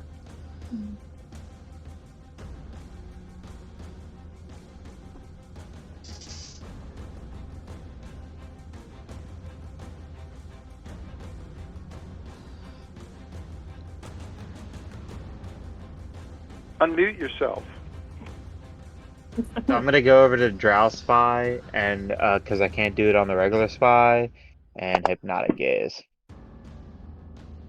Succeeded. Alright. Is that your turn? Yeah, that'll All be right, my turn. Sano, you get to act now. You get to fight. So I would like to say, and this isn't going to sound like BS, Sano would absolutely have a weapon in hand while he is trancing. That's So he fine. got this one back. And I don't think I have to convince you of that. So, I would say, and so here's the kicker. Here's the part that, tell me if I can do this or not. So, I would like to... who's close to me right now? Is the Drow Spy... They're both pretty close. They're both. They're both in, like, you could walk 5 feet and be able to hit one or the other of them. So, The spy number 1 is right in front of you. I'm going to draw the S stock that I don't care about, just in case, preparing for all possibilities. No, I wouldn't have had that in my hand. Being honest, I would have had my main S stock in my hand. Why would I have had my shitty one? So never mind. I'm gonna have that one, and I'm gonna make a melee attack at the regular spy.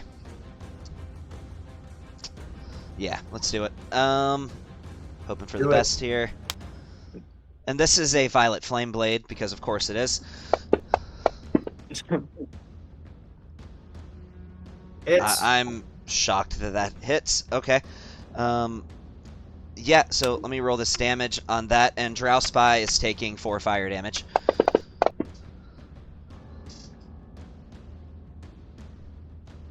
Wait, why did it...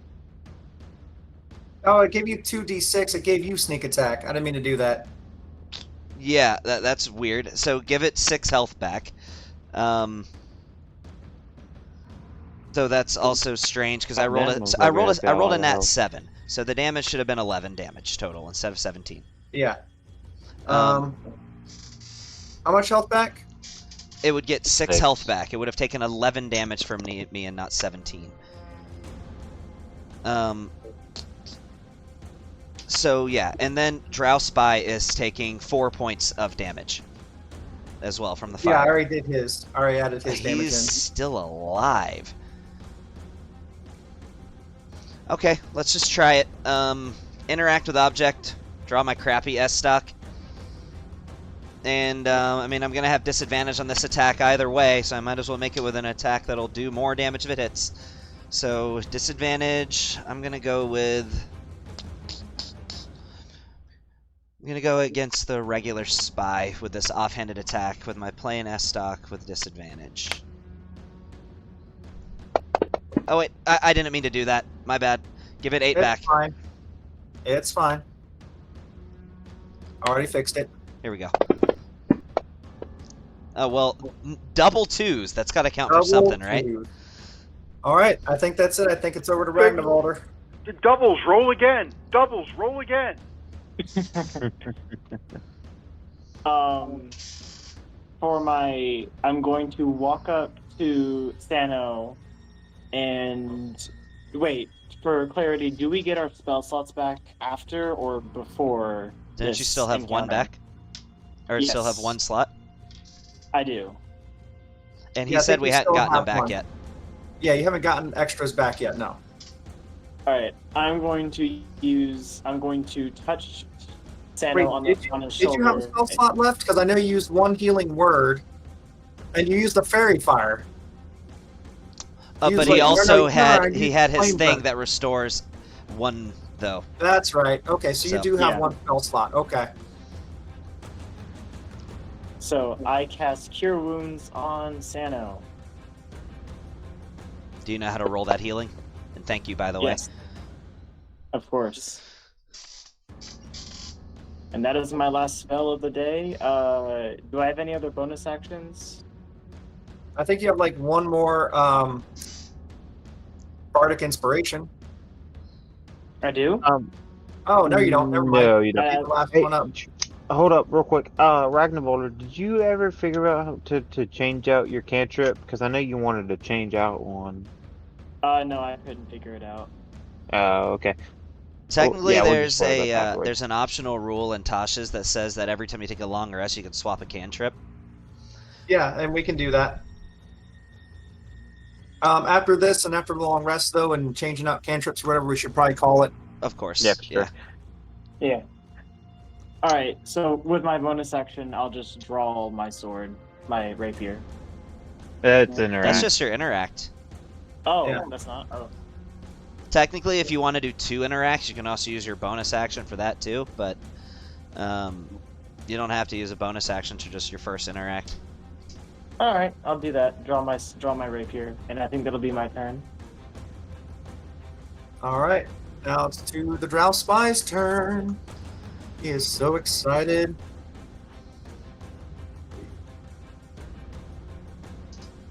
All right, he's going to go back after his initial target. They really want you, Sano. I mean, many do.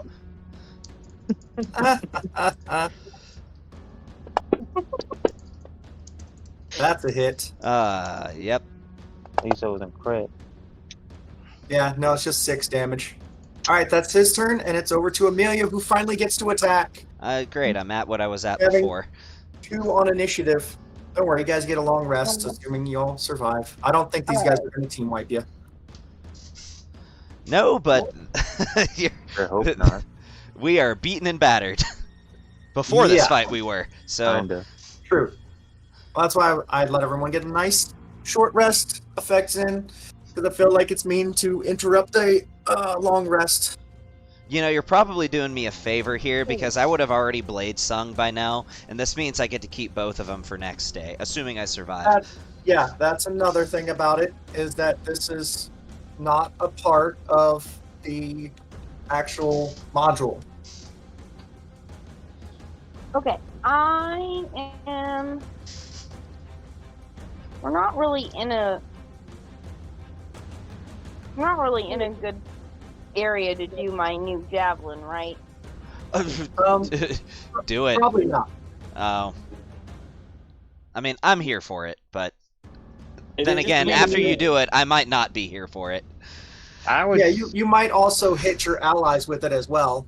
Like we don't have Okay, a yeah, battle. that's what I don't I have a was battle thinking. map that's very close quarters. I would. Yeah, you probably. It just seems do like we're all anyway. probably pretty clustered at this point. It would be throwing a lightning bolt through a clusterfuck. Yeah, that's what I was thinking. I mean, I'm here for it, but I might not live to be here for it after the fact. But as of right now, I'm here for it. Thanks for that not clarifying clarification. You're most welcome. Just obscured it even more. Literally. Okay, my freaking thing is not working. Did you want me to roll an attack on someone for you? If yours is lagging, because yours just I tried out your computer. It just lags sometimes for no reason at all. Yeah.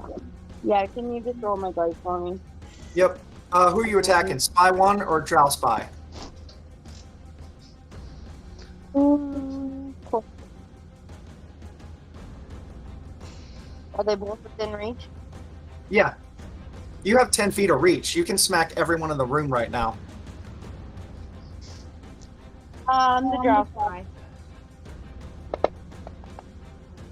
Damn it, that's a 5. Oh god. I'll roll your next attack, which is your bonus action. And that is a nice hit Yay! for a 1d4 max damage. Okay. You actually take 7 damage from that.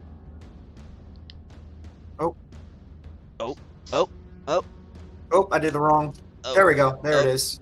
Yeah, he's really hurt. Still with us. Still alive. Still alive. Yeah, Yeah. damn spies. Pretty nasty. All right, Green Shadow, it's your turn. Yeah, let's see what we can do here unmuted, because you always do better things unmuted. Usually. It happens.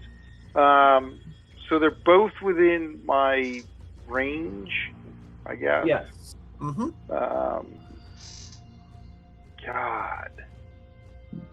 You know, I'm going to attack the spy.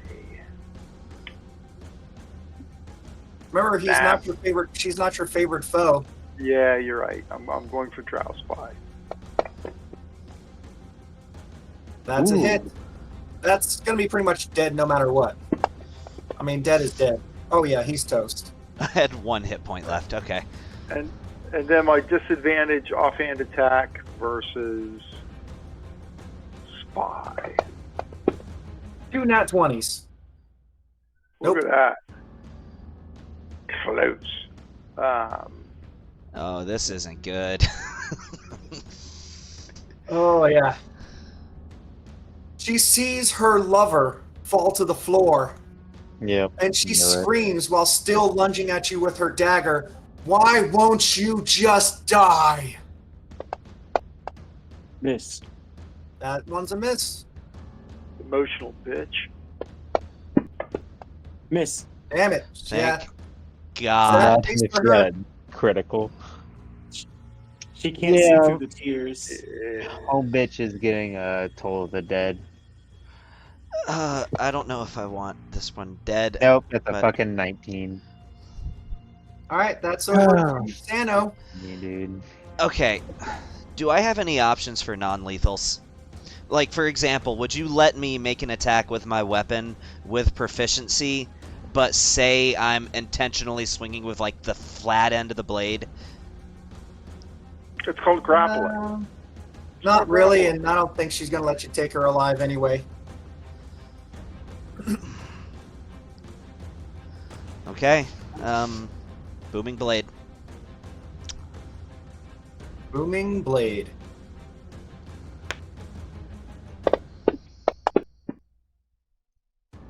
Yep. Okay. I would say at this point, even if this isn't who I wonder if it might be, I'm still worried that it is. This will be the first time you've seen Sano in a fight and not absolutely ecstatic. Who is it you think it is? I'm wondering if it's Ty. He's really hoping it's not because he doesn't, even though she's an enemy, he doesn't want to kill Ty. But, let's see. Oh, I'd already rolled to hit. I don't Yeah, know you why I already rolled rolled that to again. hit. Yeah, you just roll your damage now. Alright, well, minimum So will I. damage. Just know that if she moves at all, really, she explodes. All right, Ragnarvalder, your turn. I cast Vicious Mockery on the spy. She succeeds. Damn it. Damn. Dalia, you want to finish the fight? You would hear Sano yell, "Don't kill her." But it's up to you. Did you want me to roll your attack? Yeah, it's still not working. I'll roll the attack. It's fine. And that was a miss. And that was a miss. Damn. Green Shadow, you want to do your shadowy magic? You know, as much as the accountant gets on this one's nerves, the accountant usually has good plans. I will attempt to grapple the spy, which I believe is a athletics. So is that do I make a strength saving or a constitution saving throw or a strength saving throw, or you got to So- make a check? He Alright, I'll makes have an to look at- athletics check, and you make your choice of either an athletics or acrobatics contest, is how it works. I'd much rather if it was acrobatics on grappling. That'd be To better. initiate it, it's just athletics and can only be So is it athletics. basically a dex or a strength check? So the initiator always rolls athletics. The defender has a choice between athletics or acrobatics. Hold on. And ties go to the initiator typically. When in this Well, instance. she rolled a 6. Oh, I thought I rolled. I did not roll. I thought I did. Oh, I rolled it on her. I guess that's why it didn't work.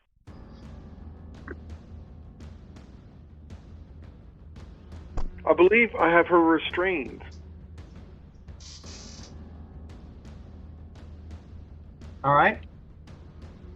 That's grappled as restrained, right? Well, no, it's not the same roll. thing. My Ac- speed becomes 0. Yeah, so I will say the conditioned is something that I have not memorized in D&D, and I don't know too many people who have. I pulled it up real quick. My speed becomes 0. It's Yeah, not the and same. Yeah, if- it ends if I'm incapacitated. And also any effect that would move the creature out of the grappler's range ends it too. That's why I say if you're a strength-based character, Mm-hmm. it's better to push somebody to get out of a grapple than to just try to break out of it. Well, this is actually very thematic because now he has like gone up behind her and grabbed her, and she is still within range and still trying to stab you with her dagger. And just No, keep she's saying incapacitated. why. If he's restrained, that she okay. If So she she's not rolling. incapacitated. becomes 0, she can still attack. Yeah. Ah, crap. I'm Wouldn't going it be down, with guys. disadvantage? Not by rules as written. Yeah, I'm down. And that's her turn. And that she yells, as he drops, she yells, "This time, stay dead."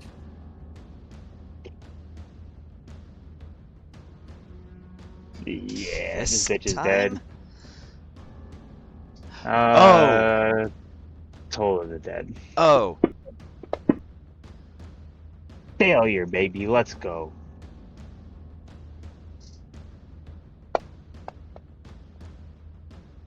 Yep. Sorry, she Okay. knocked. She took down Sano. She messed with his brother. She messed with his brother. So Somebody want to And- feed me a healing potion? yeah, that's what I was about to do. Well, you Well, can even actually, just do a. You guys I'm can just gonna just do do a a medic- medicine check to yeah, stabilize, and then I'm you just can. gonna do a medicine check. Yeah. I can Oh. help. Usually it's a DC 10 to stabilize. Yeah. Yeah. He's stable. Cool. And I am unconscious for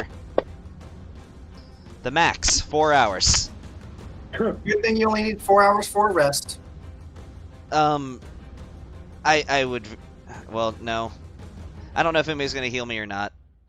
If you guys want to deliver a potion to him or something like that, then you certainly can. I have no slots left to do any healing. I'm done. Spent. I can sing a song of rest. Ugh. I should have still have one more spell slot, right? You used your last spell slot for the. I don't think she ever actually Um, smited, did she? Yes, she did. Yeah, she did. That's She why did. she killed him. She did a nice attack. I know she has one health potion on her, but I'll I use just- my only healing potion, thank you. and I get him up. All right, so what's that? 2d4s. Or 2d4 yeah. plus 2. Oh. If you'll There we go. eliminate the unconscious and prone effect from Yep. me, please. I would immediately pull back the hood. I want to see the body. So can I use my rolls for that instead of yours? Yeah. Okay. I mean, he's gonna get healed up on the long rest either way. Yeah, either way, but I want to see the body. I want to pull the hood back. yeah.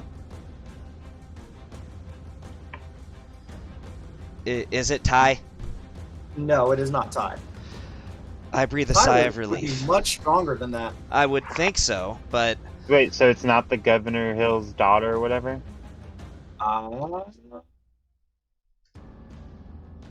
And her boyfriend? Uh-huh. Oh, is that? it? Yeah, that's what I This thought. is Governor Nighthill's daughter? It's You Governor heard the Nighthill's bodies. The daughter spies are none other than Anyanka and her boyfriend, the and her Drow. boyfriend, the Drow. I knew it. I knew it. Oh wow. I even gave you a hint, telling her Wow. that she went into the arms of her boyfriend, a Drow, beforehand. Exactly, dude. I knew it was her. I had forgotten to mention that when you guys first came into the keep. This might be a problem. What? Oh, you might think it might be a problem. Do you guys like search her? You guys can search the Yeah, body. Yeah, I I'm would. with Once I you. see that it's not Ty, I don't give a shit. I would go over to the Drow, and I want to search the Drow. I'm gonna say that you can search both of them collectively. You can just roll one investigation check to search all of them, but each of you can I'm investigate. proficient in investigation, so that's. Yep. Go ahead and drop it. Oh well, that's wonderful. Nice. All right. Well, I'm glad Ragnavaldr is gonna find something. Yes. Yes. In fact, you find 220 gold. Fucking Dang, what? yes. That's 44 gold pieces a person. Yes. You also find one. What's it called? 240? 44 gold pieces per person. I've and already crossbow. added mine to my inventory. Okay. What else did you 44. say we find? You find one hand crossbow. That was on the drow. Can I And have the then- hand crossbow? I might use it eventually. Yes, you can have the hand crossbow. There is also a very shiny, beautiful, well-crafted dagger. Okay, and somebody else can have the hand crossbow. I don't care about the hand crossbow. What's the dagger? Yeah. I mean, you probably have to do an identify to know if there's any Or other an magical infrared. properties, but you can tell that it is better than a regular dagger. Can It is I a make an +1 Arcana dagger. check to determine again? So what Arcana would normally tell me isn't the identity of the item; it's a general description of its properties. If I roll high enough. All right, roll it. Ooh, okay, I roll well on that one. As I said, it's a +1 dagger. Do you pick up the dagger? Yes. Okay, it's not cursed. Okay, thank you. I'd say you pick up the dagger so that it sounds like it might be cursed. I'm going to do that every time. Oh, I get it. And if there's one thing that I will likely fall for, it's probably tempting me with a shiny weapon. There is also a letter on her. Yeah. Oh. I take the. You said it was a hand crossbow. Yes, you want the hand crossbow? I will Yes, I have proficiency in happily that. hand him the hand crossbow. All right. Do you guys need me to pull up those weapons for you? Yes, if you could just put him in the Yes. in the chat box, Oh, please. shit. Is there a +1 dagger, or can I add a +1 to a dagger? There is an item that's actually called a +1 dagger. Oh, Just okay. search dagger and keep scrolling down. You'll eventually see it. Jesus. Well, no, I searched dagger and there's no +1 dagger, and I put it, Oh. written in a +1 dagger, so I don't know where it's at. Don't type in +1 dagger. Just No, type I just typed in dagger is all. Do you have the Dungeon Master's Guide active? Yes. I don't know why one wouldn't show up then. Either way, if you just Well- put a well, I- dagger in my inventory, I can turn it into a +1 dagger myself. Yeah, there it is. And then hand crossbow. Oh, why do I have 6? Oh, that's right. I picked up one of the Cobalt daggers.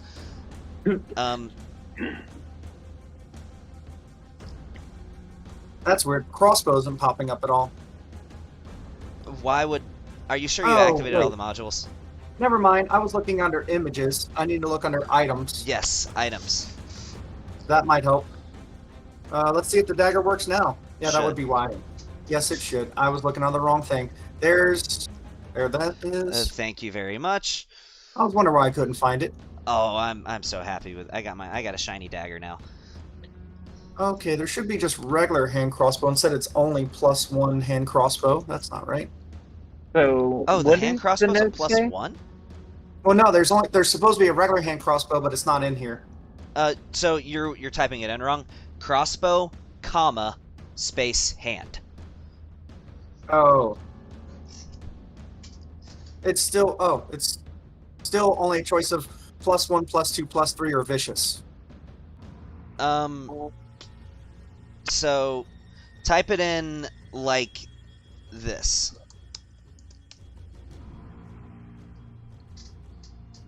Yeah, that still comes up with the same thing, I'm pretty sure. Yeah, it's still 1, 2, 3, or vicious. Are you sure you're looking in items? Yeah. Actually, I didn't have all in there, so yeah, there it is. I didn't have all in there. All right, there it is. Crossbow hand. There you go. Yeah. Also, there was a letter on Anyanka. Well, I think Yeah. somebody else probably would have found it because my investigation was shit. All right. Do you want me to just paste and copy it into the Discord or something like that? Sure. Yes, because then I can copy it into my notes. That works.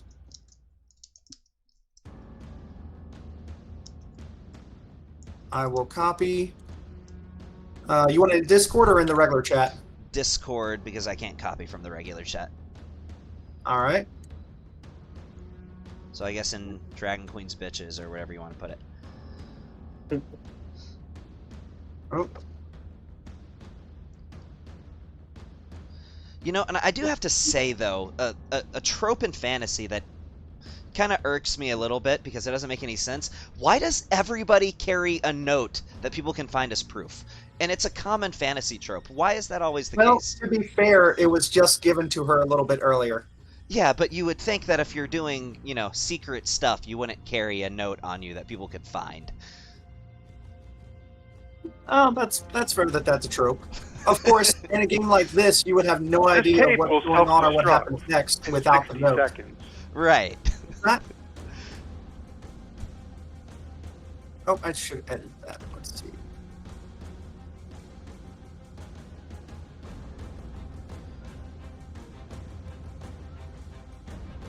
There it is. Oh, wait, that's not right.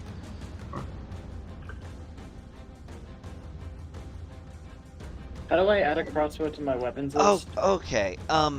Yes, you can. Just so go into your inventory, right? Yep. Okay. Go to where on the side where it says carried slash equipped, and click on it. It's in between the dragon and the weight. Clicked on. Equip. So equipped, and it should put it in your actions tab. There So- it is. Would I have reason to suspect that that at least she might be a member of the Zentarum? Did you read the note? I did. Orin. Where have I heard that name?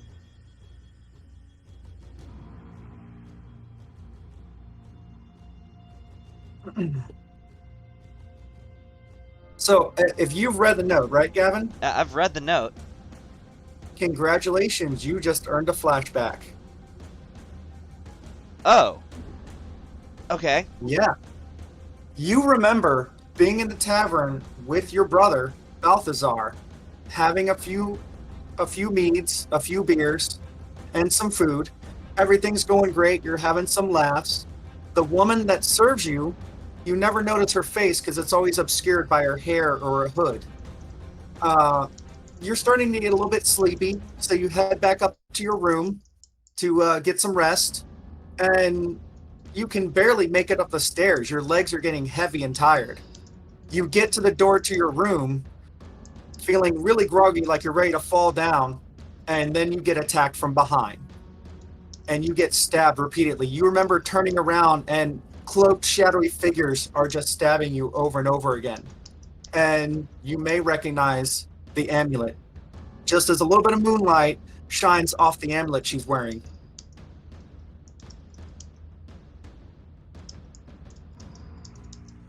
Interesting. Okay. Huh. You made a reference to Baldur's Gate 3 in that, I'm just realizing. Mm-hmm. The events of that took place 3 years after this.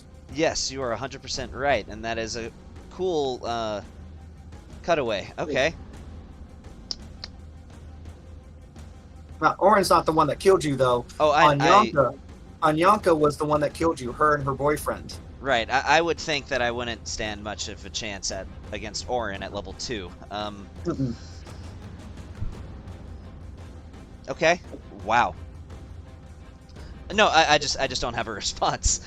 Well, congratulations, though, on eliminating the ones that originally killed you. Killed you two, anyway. Oh, You yeah. and Balthazar. He is going to take, after reading this letter, the absolutely biggest drag off of a cigarette in his entire life. Okay.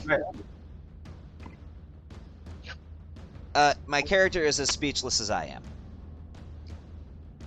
am. Which is a rarity for him, but, you know. This was the second little bit of the side story and side quests that's going to be in this campaign. Cool. Which, by I the way, like has already rewarded you with quite a bit of gold and a +1 dagger. I am in love with that dagger. I am going to use the shit out of that dagger. I'd say it's a good night for you. You won a fight that you weren't supposed to win. You got a magical javelin.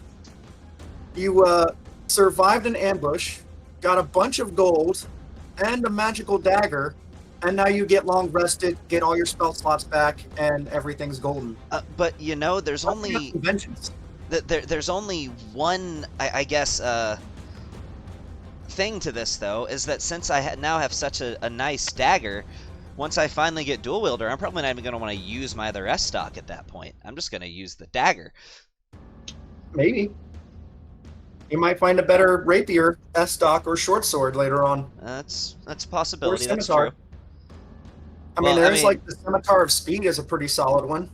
Well, the Tiger School of which is what he is part of the Blade Singers, exclusively focuses on thrusting weapons and daggers. So either rapiers, S stocks, and daggers. So. Oh, before we go to sleep, by the way, there is one thing to deal with. Governor Nighthill standing at the entryway in shock at his daughter being dead. How does Toll of the Dead kill someone? Well, Energy? typically the way it's presented visually is that a bell, literally like a spectral bell, activates like next to them. Hey, Governor Nighthill is in a little bit of a state that his daughter is lying there dead. And he walks up, oh no! Oh, my child! Oh my God, what have you done? And he goes by her side like he's gonna somehow revive her, and obviously can't. What the hell happened? I'm clutching my gaping wound on my stomach. Governor, I'm even like short for words. She attacked. She almost killed me. Her and her boyfriend are spies.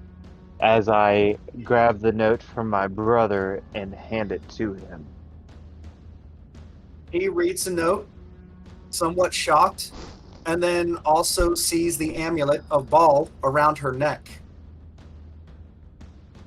He rips the amulet off and says, I understand. She'll get a proper burial. You should get your rest. Good night. And walks away, and the guards will take away their bodies for a burial. No, the guard outside, was he dead? No, he was unconscious. Ah, okay. They slept him. Ah, okay. Cool. But the other guards will come and take the bodies away so that you won't have to sleep with dead bodies. But you'll be able to finish your long rest. You're not in any trouble with the governor. Sweet. He understands what happened. He read the note, he saw the amulet. She'd been sneaking out quite a bit. It's not really a surprise. But he obviously can't stay anymore right now. Yeah. He'll talk to you in the morning. Cool. I would say for the first time since this, I finally say something true to character again. So just to quote a little bit of Rush Hour 2 here, we could have been a couple. We could have had something special. Oh, God. Yeah. Everyone's eyes collectively roll back into their heads. But she's one, you know the rest of the quote. So, as a character, as a player, I had the idea of like the one time that Santa does talk to a girl and she seems semi-interested, I'm just gonna charm her and convince her not to. Oh, you're gonna anti-roofie? Like, basically? Yeah. I like the anti-roofie plan. It's better than what I was worried about happening. No, I'm just gonna All charm right. her just to walk off. Just tell her to go on somewhere. All right, everyone. We should clean it up here. Yeah. Good place to stop. Oh, if you want to go ahead and hit that long rest button. I already did. You're all Oh, long rest. sweet. All of your spell slots are back. All of your everything is back. Excited. Should be anyway. Here, let me see.